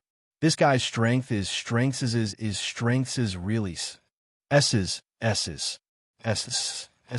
On the other side, Aizen Sosuke felt the tyrannical power coming from the Zanpakuto, and his face became silent. I'll let you know the consequences of betraying Wandless Empire. Jugram's killing intent surged, and his spiritual pressure went berserk. Just as he was about to deal a fatal blow to Aizen Sosuke, several sharp lights locked onto him. Whoosh, whoosh. Several transparent arrows shot out from the side, wanting to tear Jugram into pieces. Naive, with a sweep of his sword, a huge ray of white light shot out. Crack! The incoming arrows were instantly reduced to ashes, but Jugram's slash was unstoppable. It flew toward the attacker like a rainbow, piercing through the sun. Agility, a ripple appeared in Jugram's eyes, and he was very surprised when he saw who it was. He immediately abandoned Aizen Sosuke and chased after Barrow. Although I don't know what's going on, this is good. I don't want to expose my strength either. It's best if you guys can kill more death gods. That would be for the best. Aizen glanced at Jugram and turned to leave. Stop right there, agility. Jugram roared. It was because of him that Quincy, who had been hiding for thousands of years, had to resurface. He still needed to solve all the mysteries. On the 75th Street, Dustless, who was resting, opened his eyes and stared at the figure coming from the horizon. A teasing smile appeared on his face. Agility, Barrow was controlled by his Rinnegan. After a while, Agility, Barrow landed on the ground and strangely disappeared. Jugram narrowed his eyes. His thick black eyebrows were involuntarily raised. His gaze immediately spread out, and a smiling Wu-chan was reflected in his eyes. "'Tis you?" Jugram was stunned and frowned. "'Tis you who should be suppressed. Why are you here?" Dustless was unmoved when he heard that. He smiled lazily and said, I can only tell you one thing. The person who is going to be suppressed today is called Ugram Hasward. "'Tis you?" Jug Ram sneered. "'Tis you who thinks that Team Zero can't do anything to you, and I can't do anything to you? Don't." Bang! Before Jug Ram could finish his sentence, a flash of light came, and he was sent flying by Dustless' sneak attack. I hate people like you who have no strength but are arrogant.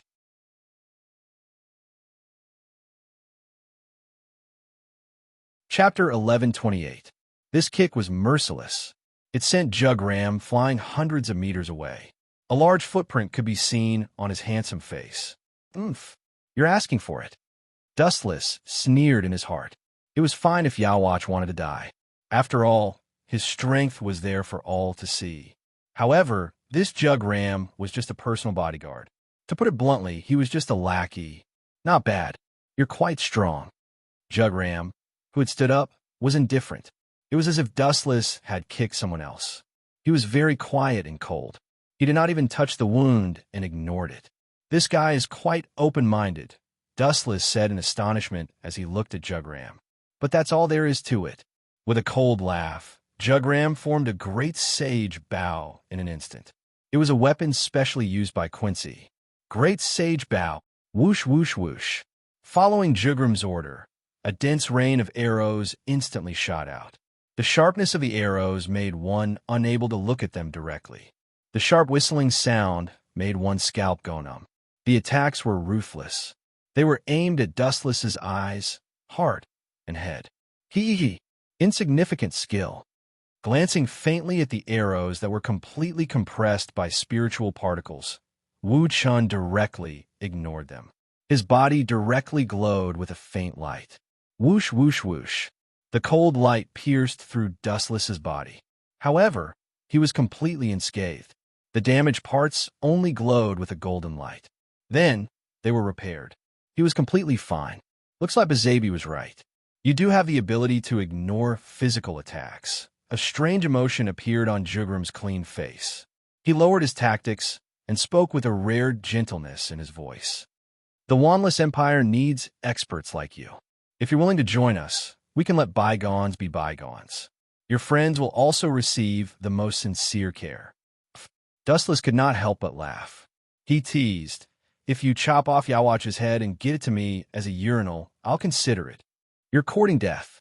Hearing this, thick killing intent flashed across Jug Ram's face, and his spiritual pressure soared by countless times. "You think you're invincible? That was unrealistic. According to the information that Busby got from you, the ability of the Holy Word can reach your body after you enter the Holy Body." As soon as he finished speaking, 2 pairs of pure white wings appeared behind Jug Ram's back. They shone brightly and looked extremely holy. However, in Dustless's eyes, it was an eyesore. "Do you think you're an angel just because you have 2 chicken feathers?" Dustless mocked. His pupils widened, and the black flames began to burn endlessly. Tenso. Netherworld flames burned on both sides of Jug Ram's wings, rapidly devouring the surface area of his pure white wings. He was slightly taken aback when he saw this, but he immediately swung his blade without hesitation. Pucci. The pure white wings were ruthlessly chopped off by Jug Ram, and there wasn't the slightest bit of hesitation on his face. This fellow seems very difficult to deal with. Seeing this, Dustless frowned slightly. Photons condensed in his hand and compressed into a high-density greatsword. Looking at the greatsword in Dustless's hand, Jug Ram asked, "Is this your Bankai? I don't have a Zanpakuto." Hearing this, Dustless replied in disappointment. This was the only regret in his life. Then he calmly changed the topic and said, "But I do have a Zanpakuto, so I don't need it to deal with a small pawn like you." You. Dustless's sarcasm would have angered even a person with a good temper. Jug Ram, who had an unkind expression, pounced over with a twisted face. Fylian kick. Like a space jump, Jug Ram instantly appeared behind Dustless. Then, a sharp aura swept up and mercilessly cut toward Dustless's head. Shinra Tensei. The repulsive force erupted rapidly. Caught off guard, Jugram was instantly sent flying by this force. Seeing this, Dustless's eyes shot out a cold light. He did not stop and chased after him. The chakra in his body boiled, and his gaze locked onto Jugram's torn clothes. Dustless's eyes widened, and he shouted, "Heavenly Hand Power!" Dustless, who was 20 to 30 meters away, instantly appeared behind Jugram. A huge flash of light filled with destructive aura mercilessly greeted his head. Lightspeed kick. Resplendent flashes of light rumbled and annihilated Jugram's entire body. The powerful force kicked him into the air. Go to hell, eyesore of a small fry. Dustless, whose eyes were filled with murderous intent, was as terrifying as a prehistoric beast. His spiritual pressure burst out like a torrential rain, faintly revealing a turbid coat of arms, an unruly and arrogant talent. Surge, negation, I rebound, extend to the ground. Know your own powerlessness.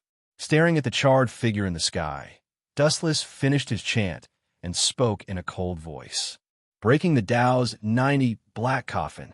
Under Dustless's all-out chant, the power of the black coffin instantly increased. It was eerie and terrifying. An incomparably huge black coffin stood on the ground, emitting an ancient and decaying aura. Inside it, countless sharp, invisible blades suddenly appeared and attacked Jugram's body at the same time. Fortunately, Urahara Kisuk had set up a barrier in advance, so no one saw this exaggerated scene. The sharp edges of the black coffin tore Jugram into pieces at the same time.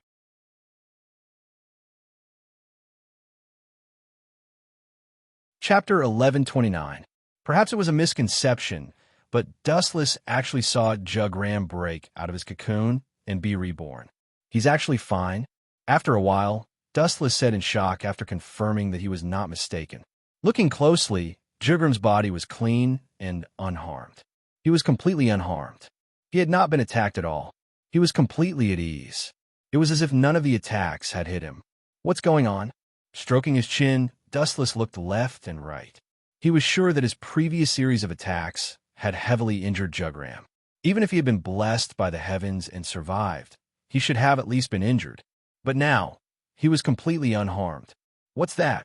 Looking up at the sky, Dustless suddenly realized that the sky had darkened. A strangely shaped scale was floating in the sky, leaning toward Dustless. This seems to be Jugram's ability. In the original work, he used this ability to break Song Du's ability and instantly kill him, Dustless pondered. Looking at the unscathed Jugram, a look of understanding flashed in his eyes.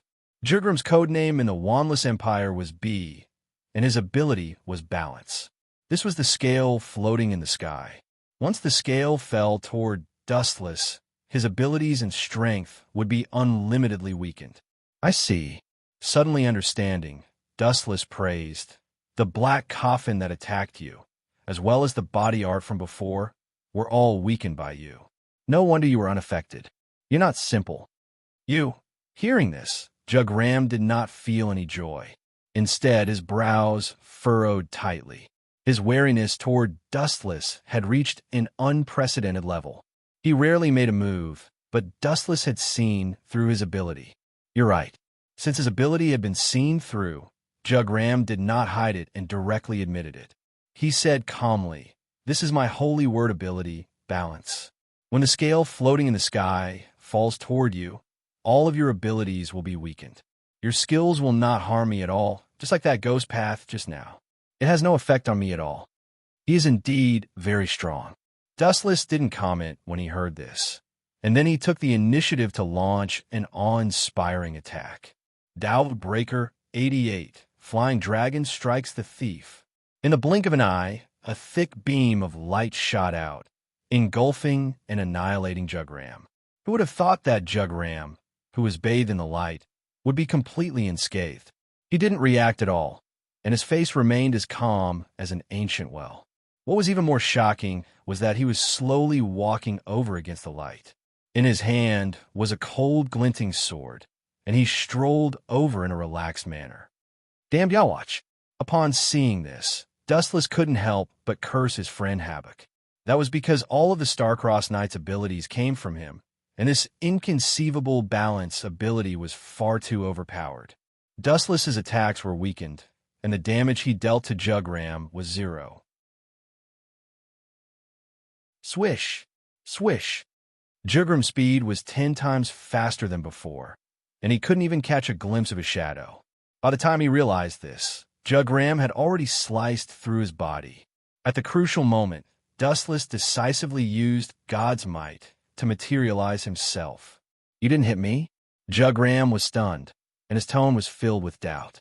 He subconsciously looked at Dustless, but what he got in return was a cold beam of light.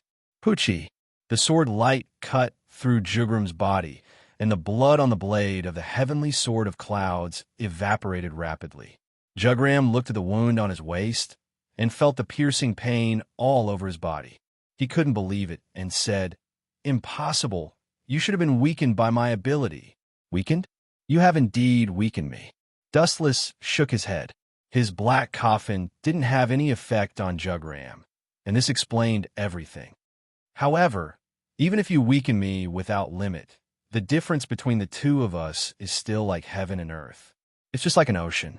Even if you suck in 99% of its water, it's not something a stream can compare to. Do you understand what I mean?" Jugram's face turned green. How could he not understand what Dustless meant? He sneered and said, "In other words, you can deal with me with the remaining 1% of your strength."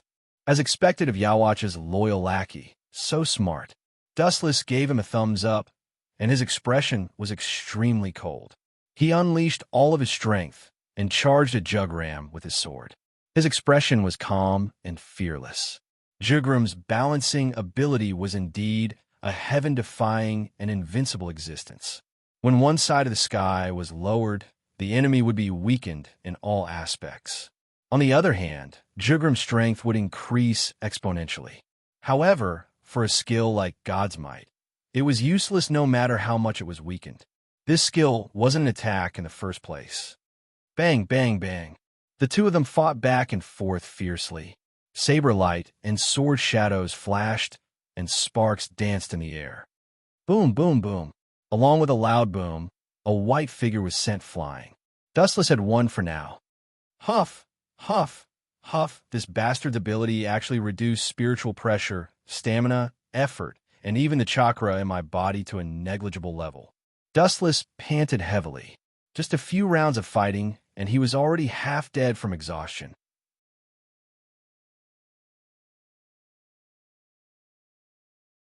Chapter 11:30. Dustless was extremely depressed. In an instant, he felt that he had turned into an old man who was hundreds of years old. Walking was extremely tiring, and his whole body was being eroded by some mysterious power.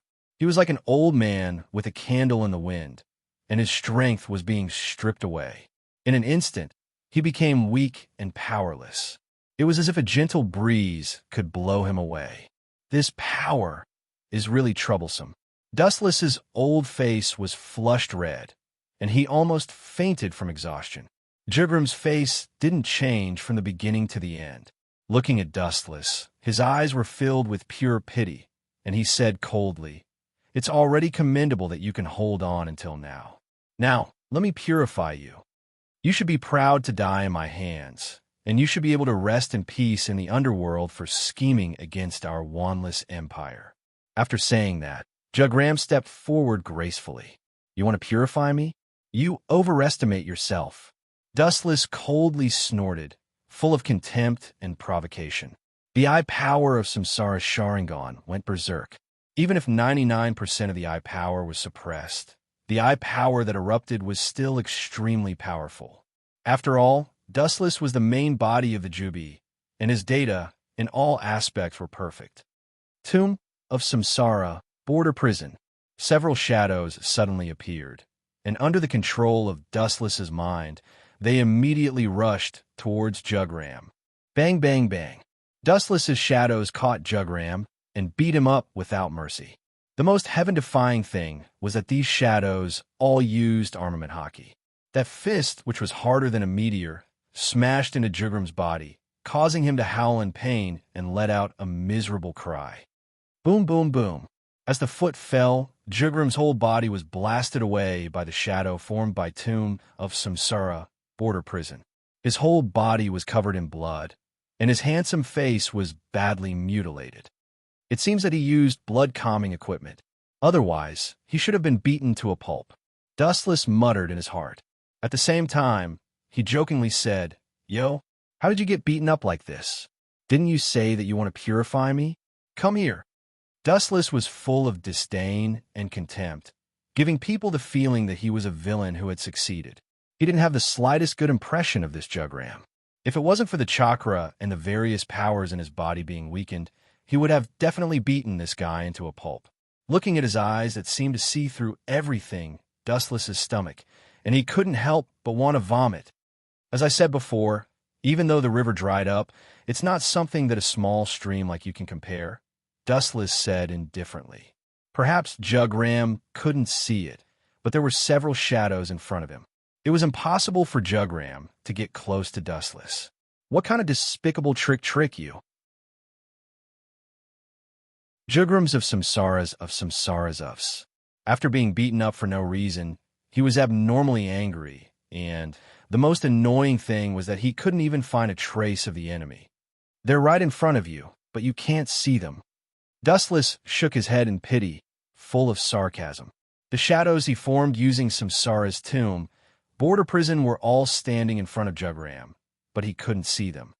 "Since you've shown me such a powerful ability, I'll also open your eyes." Dustless's face turned red, and he laughed sinisterly. At the same time, the shadows controlled by his mind began to attack Jugram again. Without exception, their fists were all covered with armament hockey.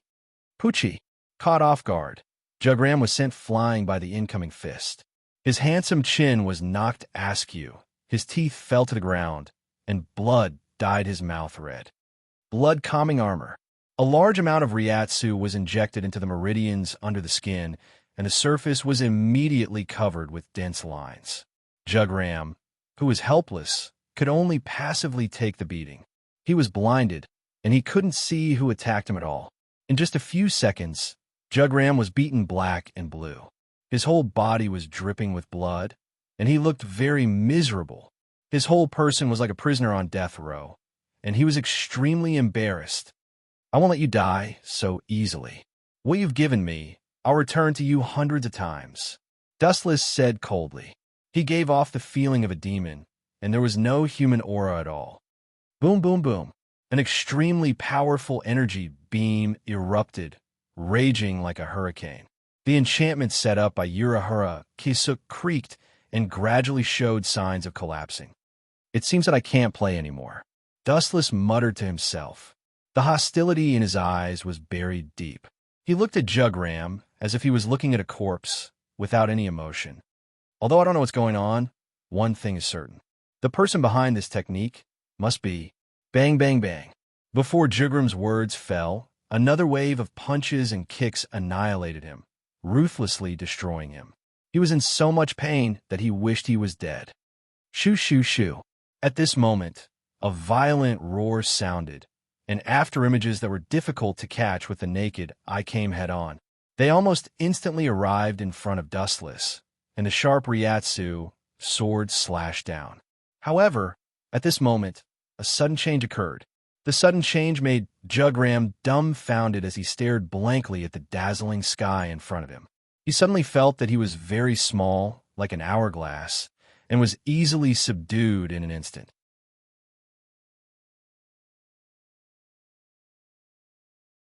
Chapter 11:31. The golden light in the void connected together, and the scale and momentum were incomparably vast. It was so dazzling that Jugram could not open his eyes. At this moment, two daggers slowly wrapped around Jugram. His arms and legs were all bound by golden chains, and he was easily subdued like a dumpling. "What is this?" Jugram muttered. He swayed his body and released his spiritual pressure at the same time, tried to use his powerful strength to shatter the chains. However, the effect caused Jugram's eyes to widen. His spiritual pressure had no effect on these golden chains at all. This is called the Heaven Lock. Dustless's eyes were exceptionally dim and powerless. His entire body was filled with powerlessness. After seeing Jugram being subdued, he directly sat on the ground. Heavenlock. Hearing this, Jugram repeated the name. He knew all kinds of death gods Bankai and the ghost owl, but he realized that he had never seen this Heavenlock before. It seemed to have jumped out of the category of death god. It was not just death god, but also void and Quincy. Although I'm surprised that you have such a trump card, no matter what moves you use, they are useless against me. Jugram's confidence rose from the ashes, and he proudly said, "In front of God, nothing is worth mentioning." Hearing these arrogant words, Dustless's face was filled with smiles. He was abnormally bright as he smiled and said, "What a coincidence. My Heavenlock is effective against gods. It is a type of god of law weapon." What was a god of law? It could be understood that it was specially used to restrict gods. Nonsense. Hearing this, Jugram laughed coldly and unleashed even more powerful spiritual pressure. At the same time, his heaven-defying ability of balance was strengthened without limit, weakening the effects of the Heavenlock. I will show you that the so-called god of law weapon is actually a piece of scrap metal. Under Jugram's effect, the golden Heavenlock instantly turned into a trash-like existence. It lost its previous golden luster and became dim. Some parts even rusted. Can such a thing still be called god of law? Jugram coldly asked. His spiritual pressure spread out in all directions. Just as he was about to completely shatter the Heavenlock, a change suddenly occurred. Clang, clang, clang. Heavy spiritual pressure washed over the rusty Heavenlock, but didn't seem to have any effect. The only thing it did was make a series of crisp sounds. Apart from that, there was nothing special about it. How is this possible? Jugram's pupils shrank when he saw this. His pupils dilated several times as he looked at the firm heavenly lock. His heart turned cold, and he was so shocked that he was speechless. She subconsciously raised her eyes and saw Dustless looking calm and composed, as if everything was within his expectations. The uniqueness of the Heavenlock is not its material, but its uniqueness. Dustless's voice sounded very old as he explained in a neither slow nor slow manner. God of Justice is a type of rule. It has nothing to do with the material used to create the Heavenlock. What do you mean? Hasworth, who was at a loss, frowned slightly. He felt that Dustless was implying something. The meaning is very simple. Dustless smiled and explained, "It's because you're a god that the power of the heavenly lock can be maximized." Nonsense. Snorting coldly, Jugram said with contempt, "I'll tear this piece of scrap metal apart for you to see. This enchantment won't last long. Don't waste my time." Dustless glanced at Jugram, who had a ferocious expression, and lowered his right arm. The light in the void instantly shone to the extreme. Swoosh, swoosh, swoosh. Countless divine weapons came crashing down. The sharp cold light was enough to cut through mountains and separate the sky. The void was replaced by a sea of weapons. Gulp! Bean-sized beads of sweat dripped down from Jugram's forehead. Seeing this, Jugram struggled even harder, but it was useless. He could only watch as the weapons came at him. He was destined to be pierced full of holes. Poochie! Poochie! Poochie! The sound of his body being cut apart didn't stop. Jugram was in an abnormally miserable state. His body was pierced by all kinds of weapons. It was too horrible to look at. His limbs, internal organs, and even his head and throat were all severely injured. "You bastard!" Jugram used all his strength to speak in a hoarse voice. His throat was already damaged, and it was very difficult for him to speak. He said with hatred, "Don't think that you've won. I will make a comeback." "I know that." Dustless smiled calmly. His body had completely recovered, which meant that Jugram was completely done for. However, this was only a temporary victory. After they died, their souls would all belong to Yawach. They could still use their saint abilities to revive again, unless they killed Yawach himself. So what if I make a comeback? I can kill you once. Do you think there won't be a next time? Idiot. I can only tell you that it will be even easier to kill you next time. Dustless didn't care. He wouldn't fall for the same ability twice. Jugram laughed sinisterly and shouted, "Don't be so poochy." Before he could finish his sentence, Jugram's body was cut into two. The cold light of the heaven cluster cloud sword pierced through his body and cut him in half mercilessly. You don't even realize your own identity. A lackey will always be a lackey. His indifferent gaze swept across the ground. Jugram's body instantly burned with black flames. The flames only stopped when he completely disappeared.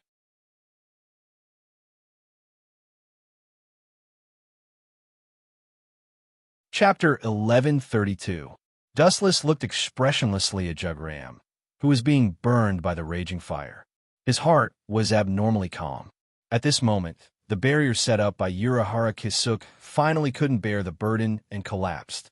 The scorched earth on the ground was exposed to the air. "You asked for it." After a while, Dustless murmured. Just as he was about to leave, an uninvited guest suddenly appeared. "Are you here, Dai?" Dustless asked indifferently. The newcomer seemed to have noticed that Jugram's spiritual pressure had disappeared. He stared at Dustless ferociously, and the spiritual particles around him were filled with flames. It was obvious that this person was about to go berserk. He locked on a Dustless, and the violent spiritual pressure fluctuations directly shook the ground. Dustless looked up and glanced at this person. He said indifferently, "Even Yawatch won't revive someone like you after you're killed. You're different from those guards in Jugram. You're just a small chess piece." Dustless said coldly. The newcomer was Busby, who had been killed by him before. Who would have thought that after being revived, he would come to die again? "Hugo, Jugram's spiritual pressure has disappeared. Did you do it?" Busby tried his best to retract the flames that were about to erupt from his body, and waited for Dustless's answer with a twisted face. Crack, crack, crack. A crisp sound of bones rang out and drilled into Dustless's ears. It came from Busby's body. Dustless saw that he was so angry that his bones were creaking. As you can see, Dustless still maintained his indifference. His indifferent tone was as if he was talking about a trivial matter. "Impossible. You can't kill Hugo at your level. You must have used some despicable and insidious trick." As if he'd been greatly insulted, Busby roared furiously. "You're no different from a wild beast." Dustless shook his head and glanced at Busby. He gave him a look of pity and turned to leave. He had no desire to kill someone who was filled with anger and had already killed once. "Stop right there." With a low roar, Busby turned into a flaming hurricane and rushed out, instantly sealing off Dustless's path of retreat. "Get out of my way before I have the thought of killing you." Dustless's eyes flashed with killing intent. He closed his eyes and muttered to himself, as if lamenting why there were so many idiots who overestimated themselves in this world. His expression was as ferocious as a wild beast's. Busby didn't appreciate it. He flicked his fingers, gathering spiritual particles, and a sharp light shot out. Holy Annihilation Arrow. Sensing the incoming killing intent, Dustless suddenly opened his eyes. Many arrows compressed by Ling Zi pierced toward him. Dustless's face flashed with a touch of cold hostility. Binding Tao 81, space shattering. The transparent wall cut off the world. Even though it was as thin as a cicada's wing and seemed to be unable to withstand a single blow, Dustless was as immovable as a mountain. His quiet appearance was extremely calm. Bang, bang, bang. After a few consecutive collisions, the transparent barrier remained unmoved and defended against Busby's attacks. Boom, boom, boom. Seeing this, Busby didn't have the slightest awareness of being weak. Instead, the Ryatsu all over his body rolled, and he planned to fight to the death. "You're hopeless." Dustless was too lazy to talk nonsense. His pupils slightly widened, and ripples surged out from his rinnegan. The 9 mysterious Magatama shook, and he disappeared without a trace. Where did he go?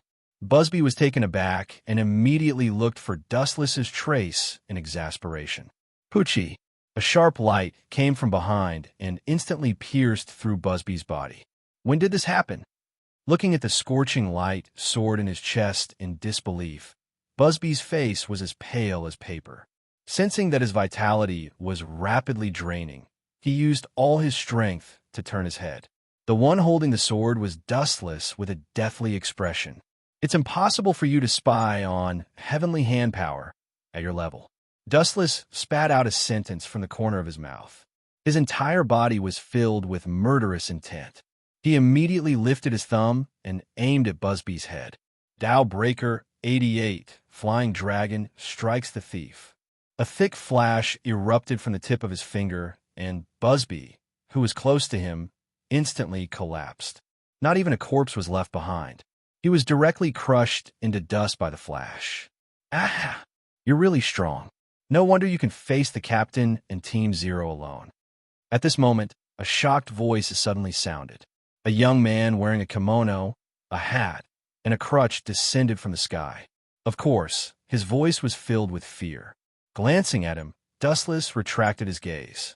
This person was Urahara Kisuk. You're the one who lured that mohawk here, right? Manager Urahara? Closing his eyes, Dustless carefully sensed the changes within a radius of tens of miles. He opened his eyes again, revealing a strange look. Urahara Kisuk, you seem to have misunderstood something. I'm cooperating with you, not being used by you. Revealing a thick killing intent, the ground was covered with a layer of frost.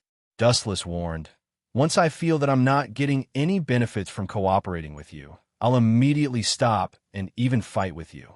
Using you as a tool? How is that possible? Everything is a misunderstanding. Urahara Kisuk made his signature move, covering half of his face with a fan, and smiled. That guy seems to be called Busby. He's a close friend of Jugram, who was killed by you. It's normal for him to feel his spiritual pressure disappear and come to help Captain Dustless. I hope so. Dustless directly refused, and then added, Don't call me Captain. That's all in the past. Now, I only have one purpose, to replace the Soul King. That means we still have room for cooperation. Happy cooperation in the future. Urahara Kisuk laughed, but his laughter was very embarrassed. It sounded very forced, full of vigilance and fear. He clearly saw the battle just now. If it weren't for his heaven-defying ability, Urahara Kisuk was sure that Jugram would have been instantly killed.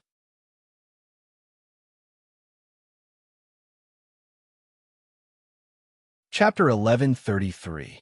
Urahara Kisuk had a new understanding of Dustless's strength. He had already reached the realm of perfection. Now that he was so terrifying without the Hogyoku, once he got the Hogyoku, he would become a godlike enemy. Just imagining it, his blood and breathing would not be smooth. The basis of our cooperation will never change. You can rest assured. Urahara Kisuk patted his thin and weak chest and promised. His words were full of sincerity and sincerity. I hope so. After glancing at Urahara Kisuk, Dustless turned and left. What happened to Soul Society had nothing to do with him. Now that the situation was settled, Jugram, the culprit, had fallen, it was equivalent to the entire Quincy losing its brain, and it was close to extinction. Dustless and Urahara Kisuk brushed past each other, leaving him with a back view. After taking a deep look at Dustless, Urahara Kisuk no longer spoke. Time flew by, and 5 years had passed in the blink of an eye. Everything had changed. In the great battle of Soul Society, Death God finally annihilated Quincy after much effort. However, Death God's side was also seriously injured, and the entire Soul Society was almost destroyed. All the captains, including the head captain, were seriously injured. What Dustless cared about the most was not the Quincy, but the major incident that happened a day ago. As expected, they were resurrected early. In a modern world, Dustless, who was leaning on the sofa, muttered to himself. Just yesterday, all the Quincy in the world, only those with impure bloodlines, died inexplicably. Dustless knew that this was Yawatch's doing. Shaking his head, he did not think about it anymore. Dustless also had no choice. Yawatch was hiding in the dark, and his exact location was unknown. He could only wait silently for the day Yawatch made his move. However, that old man must be about to explode. After a while, Dustless's lips curled up, revealing a gloating smile.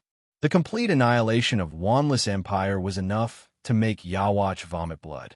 Although Yawatch could resurrect everyone with the saint ability, that was only if there were enough souls. He had just been resurrected, and he already needed to extract the power of Quincy to recover his strength, let alone resurrecting the Sternritter. Even if he could do it, he was powerless. At this moment, within the Wanless Empire, a figure was gritting his teeth in anger as he looked at the desolate ice palace. Who did this? Hysterical howls that contained overflowing hostility spread out, causing the entire world to tremble. The scene was especially horrifying. This person had long black hair and a beard. He had a deep and ferocious appearance. His eyes were red, and his expression was frightening. He had 3 silver medals on his collar, and he wore a dark red cloak. It was Yawatch. "Your Majesty, this is all my fault." Behind him stood a golden-haired man. He was slender, handsome, and had a noble aura. He was Jugram, who had been killed by Dustless 5 years ago. However, Jugram was far too important to Yawatch. Even though Yawatch's current strength and soul were insufficient, he still forcibly used Saint to revive him. However, this made Yawatch, who had just regained consciousness, even more fragile. The person who started all this is called Dustless. He controlled Legia and purposely exposed our tracks to Soul Society. I had no choice but to order the Sternritter Knights to launch a sneak attack on Soul Society to seize the initiative. Unfortunately, I was no match for that man and was killed by him. Jugram said helplessly. His tone was filled with disappointment. Even you were no match for him. Yawatch was stunned when he heard this. The ferocity in his eyes was extinguished. He muttered, "If that's the case, your failure is understandable. You were no match for him, and those useless pawns were no match for him either. It's normal for them to be annihilated." Yawatch had no doubts about Jugram's strength.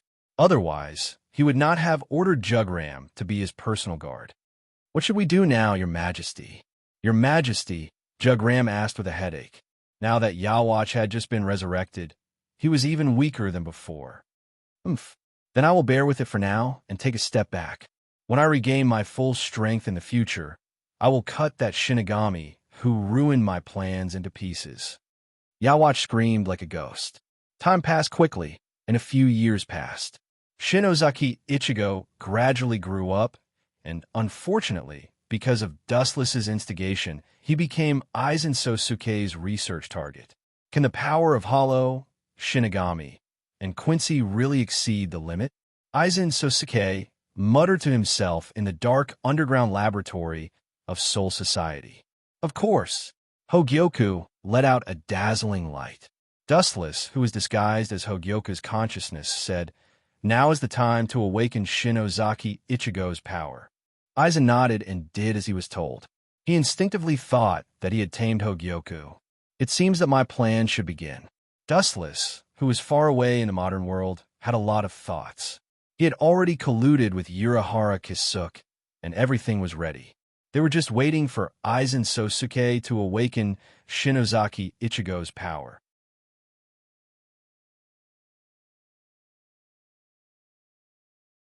Chapter 1134. Over the years, Dustless disguised himself as Hogyoku's consciousness and often bewitched Aizen, and many impossible things became possible. As a result, Aizen was led by the nose by Dustless without knowing it. There is no suitable candidate for the Shinigami in the modern world. In the dark laboratory, Aizen observed Soul Society through the crystal screen, and from time to time, he would choose a suitable Shinigami. Let Rukia go. After a while, Dustless disguised himself as Hogyoku's consciousness said. "Her?" Aizen heard this, and a young girl immediately appeared in his mind. He frowned and said, "She seems kind. If she's not the Hollow's opponent, it would be bad." "It doesn't matter." Hogyoku's consciousness explained, "I think she's just right. She has a kind heart. If it's someone else, they might not lend the power of Shinigami to Shinozaki Ichigo." You're right, I neglected it." Sosuke Aizen nodded and agreed with Hogyoku's idea. He immediately went to Central 46 to give orders. The modern world in the villa he robbed. Dustless looked at the star badge in his hand. The quality was exquisite, shining, and filled with a special power. It looked very mysterious. This was the star badge that Quincy used to steal the Shinigami's Bankai. Jugram left me something good. I thought I would need to use the system to steal Captain Yamamoto's Bankai, but it seems that I don't need it anymore. Dustless looked at the star badge in his hand and smiled viciously. Once he took the Bankai, it would be a huge blow to him. The strongest Shinigami was only in name. At the same time, 3 days later, Rukia came to Kazaku as Dustless expected. Aizen deliberately magnified the hollow to get close to Ichigo, and Rukia, who detected the presence of the Grand Hollow, gradually approached the Kurosaki family. Dustless hid in the dark and silently observed this scene. Ayo, ayo, ayo. The hysterical roar resounded through the sky. Shinozaki Ichigo, who was born with strong spiritual power, immediately noticed this abnormality. He saw the invading great void through the window and quickly ran downstairs. Is that Kurosaki Ichigo? Dustless thought to himself as he hid in the alleyway, revealing half of his face. An orange-haired youth came into view. His appearance and temperament were ordinary. The first impression he gave others was that he was asking for a beating. No wonder this brat always attracts a group of people to beat him up. Dustless pursed his lips. The first impression that Kurosaki Ichigo gave people was that he was a delinquent and very arrogant. Pucci, Pucci, Pucci. The grand voids that rushed over were obviously not a match for Rukia, and they were all cleansed in no time.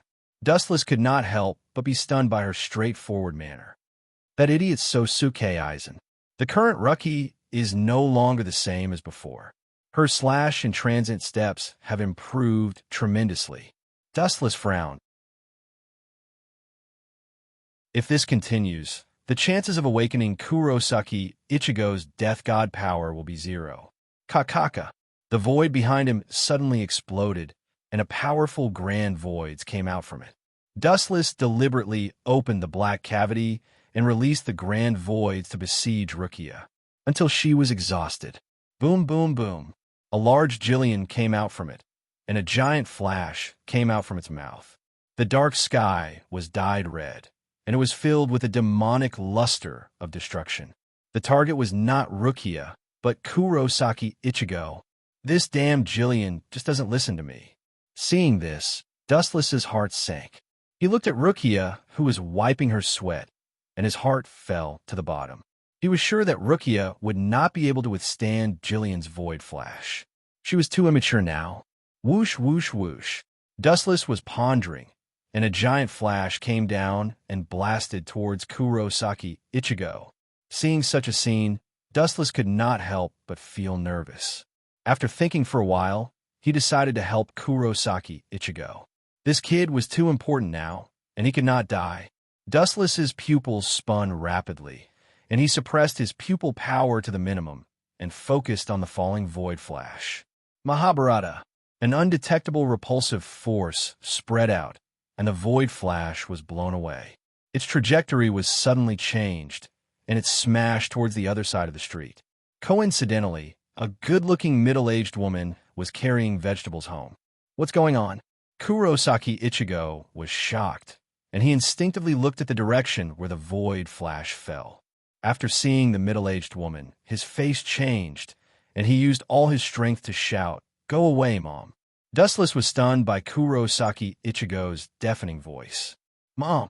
Dustless opened his eyes wide, and while everyone's attention was on the void flash, he floated in the air and saw a female figure in the direction of the void flash. Kurosaki Manori was taken away by Dustless, and now this Quincy's mother's surname was also Kurosaki. Boom, boom, boom. The falling void flash mercilessly hit Kurosaki Ichigo's mother, taking her life. Her whole body turned into a charred corpse in the middle of the street. Her heart had completely stopped, and she was burned beyond recognition by the void flash.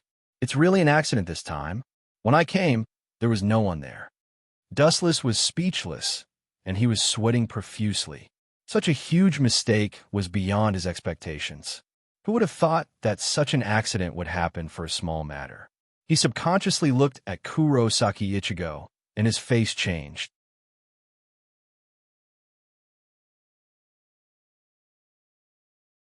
Chapter 1135. Shinozaki Ichigo's face was distorted, and his eyes were bloodshot. He looked around and found the Zanpakuto in Rukia's hand. He directly snatched it away and then pounced on Jillian fiercely. "You're brave, but you're still too weak," Dustless said lightly. Jillian wasn't worth mentioning, but to Shinozaki Ichigo, he was a monster. "This guy can see me, and he snatched my Zanpakuto." Rukia's sweat-stained little face was full of sluggishness. She was so shocked that she couldn't speak clearly. She subconsciously touched her hands, but her hands were empty. She stared blankly at Shinozaki Ichigo, who was hysterically slashing towards Manaka. "Human, come back!" Rukia shouted loudly, and at the same time, she used Shuinpa and instantly appeared in front of Shinozaki Ichigo. "Give me back my Zanpakuto." Rukia's face was filled with anger. This human is so bold. She, a Shinigami, was robbed of her Zanpakuto by a mere human. It's simply a shame. "Get out of my way."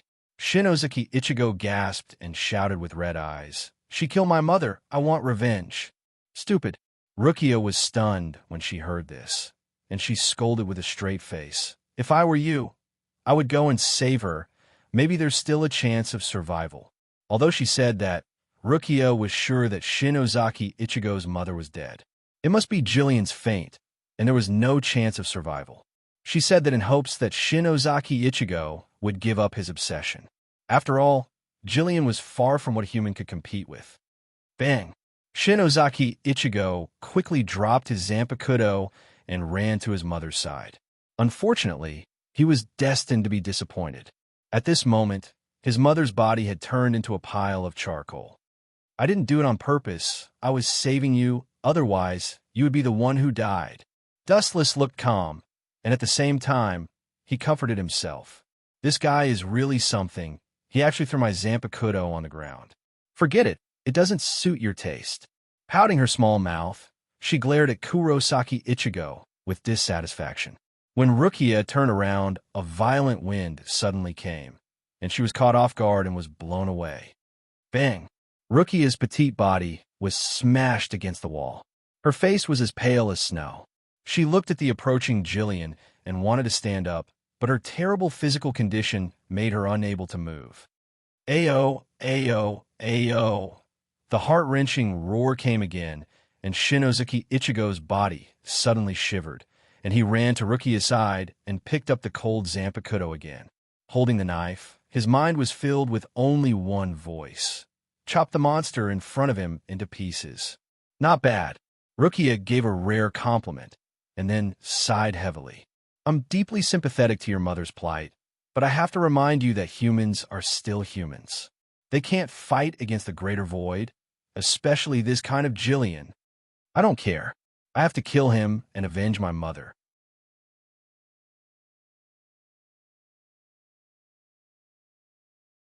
"I don't care even if I have to sacrifice my life."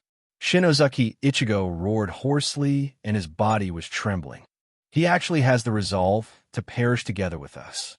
Hearing this, Rukia's gem-like eyes flashed. She felt the constantly collapsing ground, and looking at the source, the unconscious Jillian was close at hand. "If you want to kill him, it's actually possible, but I'll lend you the power of the Shinigami to fight against him. It's finally finished. There's still so many variables." In the distance, Dustless, who heard this, breathed a sigh of relief. When he turned around and was about to leave leisurely, the footsteps of an uninvited guest immediately floated in front of him. "So it's you." Seeing this, Dustless grinned and said lightly, "It seems that you saw it just now. I won't explain. If I said that I didn't do it on purpose, would you believe me?" The person who came was a middle-aged uncle with a face full of stubble. At first glance, he didn't look very handsome, but the more you look at him, the more interesting and charming he became. This person was the former captain of the 10th Division, now called Shinozaki Ichigo. "If I trusted you, I wouldn't have brought him here." Shinozaki Ichigo's face was expressionless as he waved the tachi in his hand.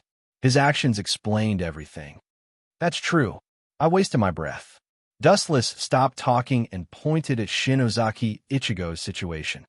If I were you, I'd go and save my son first. Otherwise, if he dies, your Shiba family will have no descendants. But I'll help you adopt your 2 daughters. Dustless's lips curled up high. It was hard not to think that he was as cunning as a fox. You're looking for death. Hearing this, Shinozaki Ichigo's killing intent rose. His family was his reverse scale, and Dustless took away his wife's life just like that. Now, he wasn't even going to let go of his daughters. How could he remain calm? How could he swallow this insult? Whoosh! A cold light came towards him. Shinozaki Ichigo's speed was unimaginably fast. How surprising. You're still so fast, even after losing the power of the Shinigami. Your battle consciousness hasn't been destroyed. Dustless's eyes rippled as he spoke calmly. In an instant, Shinozaki Ishin, who was holding the hilt of his sword with both hands, pounced forward. His arms exerted force, and the moment the white light came down, Wu Chun grabbed the sword god and threw Shinozaki Ishin away. Crack! Crack! Crack! Many cracks appeared on the wall. Shinozaki Ichigo's expression was ugly as he sank into the cracks. He looked at Dustless with determination. This is spiritual pressure? You should have lost the power of the Shinigami. Frowning, Dustless locked his gaze on Shinozaki Ichigo. After sensing carefully for a moment, he quickly realized that something was wrong. This didn't belong to the Shinigami.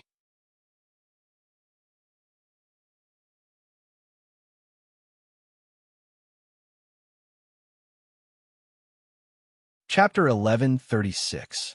In the past, Shinozaki Ishin fought Dustless with all his might and lost all his power. He still hadn't recovered, and this violent, murderous spiritual pressure was completely different from the death gods. You're really unscrupulous in order to take revenge. Dustless smiled as he looked at Shinozaki Ishin, who was surrounded by a red light. This dense, murderous intent was extremely scary, and those that didn't have a strong would start hallucinating. Dustless stared at Ishin, who was being swallowed by the bone mask, and said meaningfully, "You've released the power of the greater void in your body. This is a big problem. Although you can still fight, you should know the consequences. Without the suppression of the death god's power, you'll become a greater void in no time." Roar! Shinozaki Ishin let out a sharp roar. At this moment, his face was completely unrecognizable.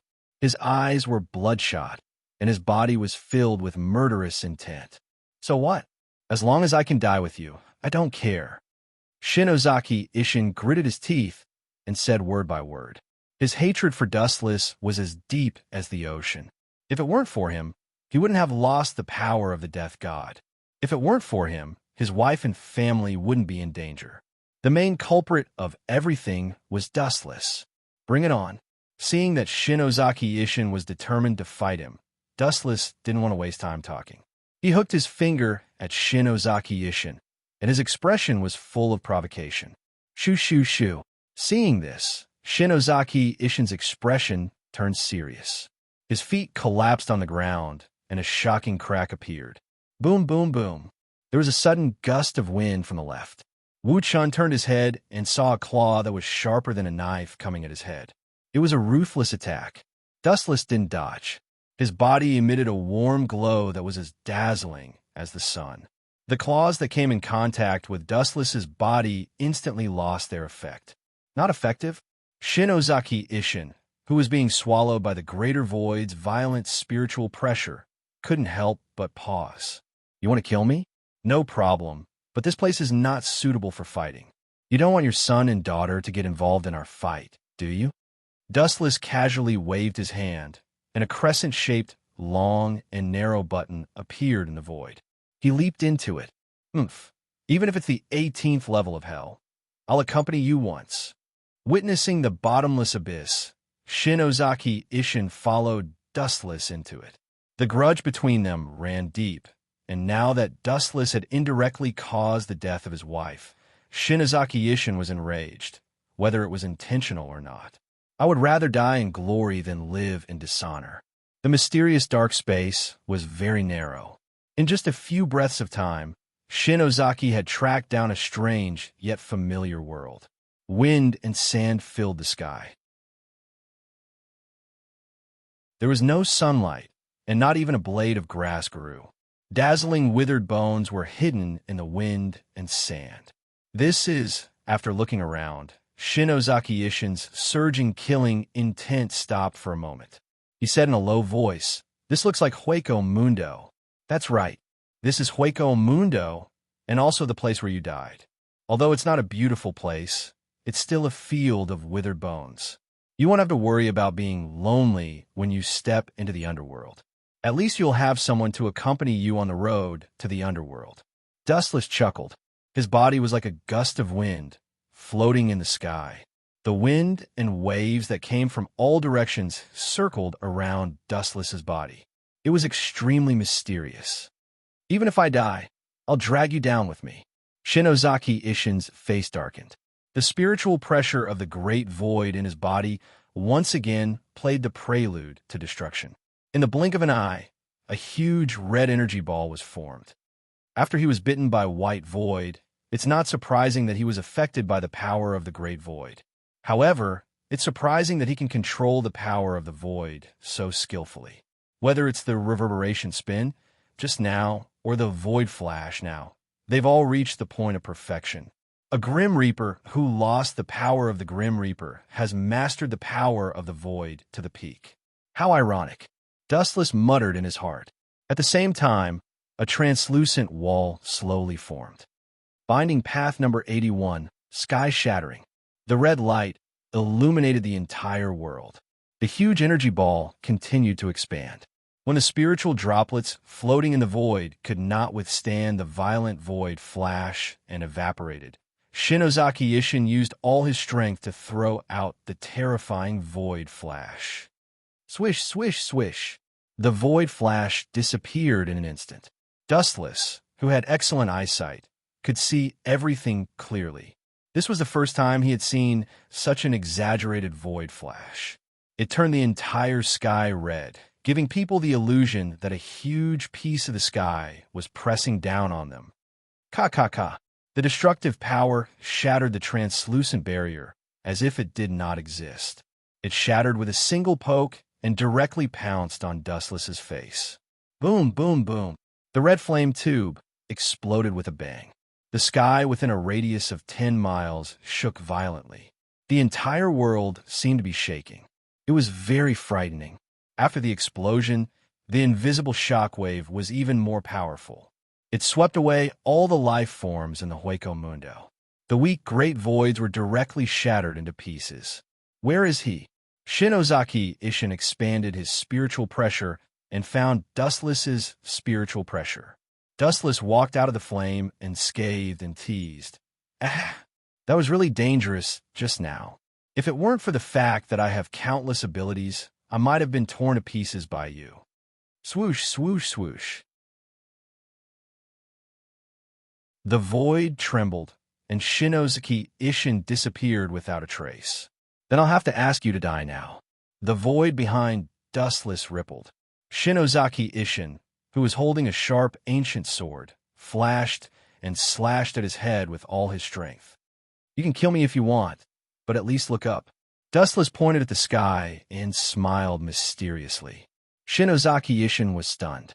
He instinctively looked at the sky. His eyes were filled with shock and astonishment. What the hell is that? Why are there so many of them?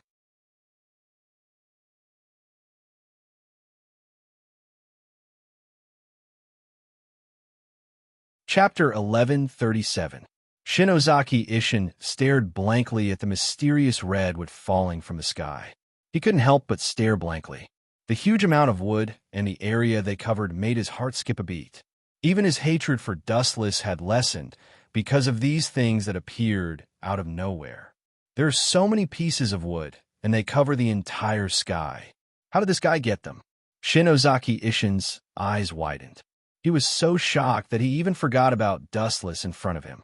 Suddenly, he smelled the scent of death and shuddered. His gaze immediately returned to Dustless. He thought to himself, no matter what, he is the one who cast the spell.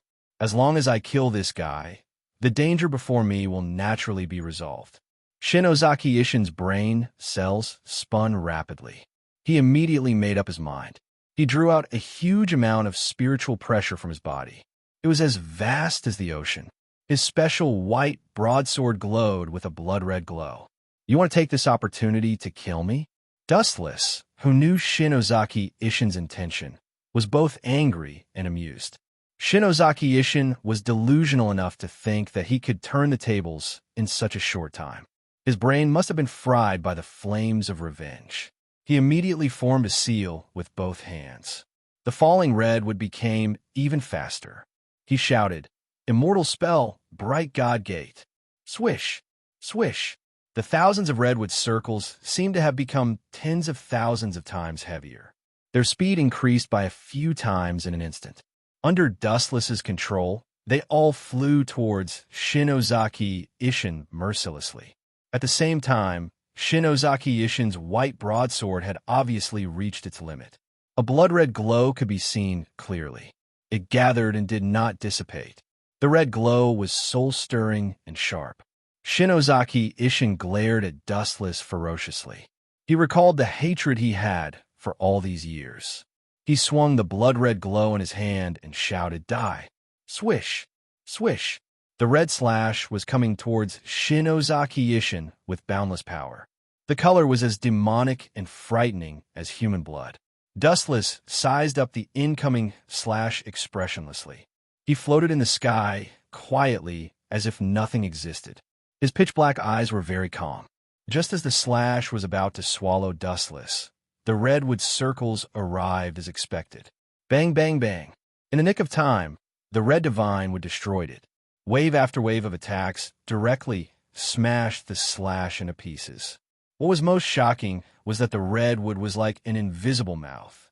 The slash didn't even explode, and the spiritual pressure was absorbed by it while it was still alive. This, gulp.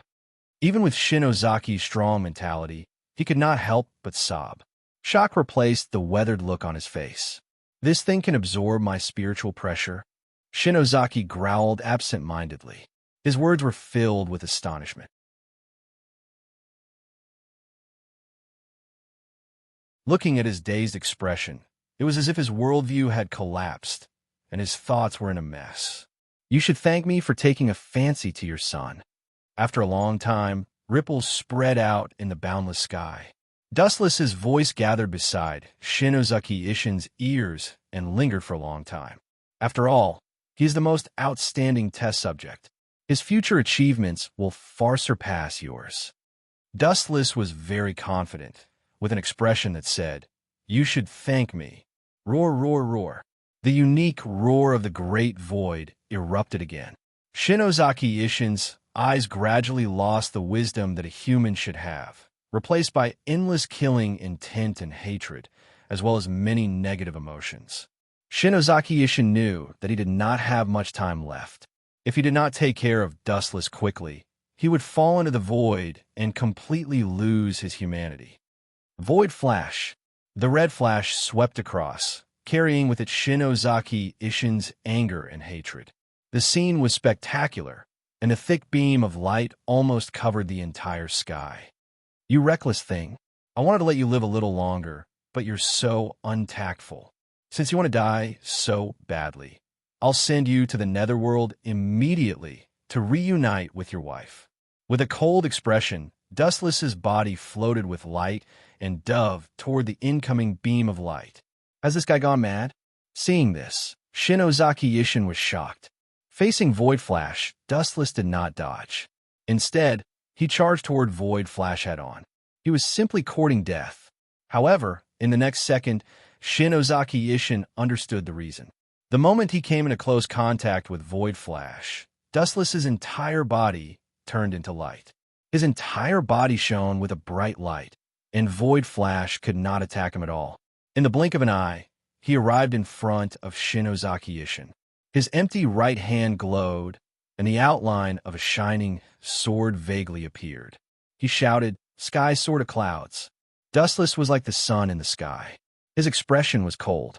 Then, under Shinozaki Ishin's shocked gaze, the golden light slashed down. Pucci! Shinozaki Ishin's entire body was split in half by Dustless. His method was extremely cruel. His purplish-red blood dyed the ground of the void circle red. Seeing this, Dustless did not give up. A pink circular flame flew out of his right hand. Path of Destruction 54. Flame Destruction. The circular flame flew out and locked onto Shinozaki Ishin, who was split in half on the ground. Boom, boom, boom. The ground was set ablaze, and a huge mushroom cloud rose into the sky. Shinozaki Ishin, who was split in half, disappeared with the wind. Not even his body was left behind. Idiot, you were no match for me before.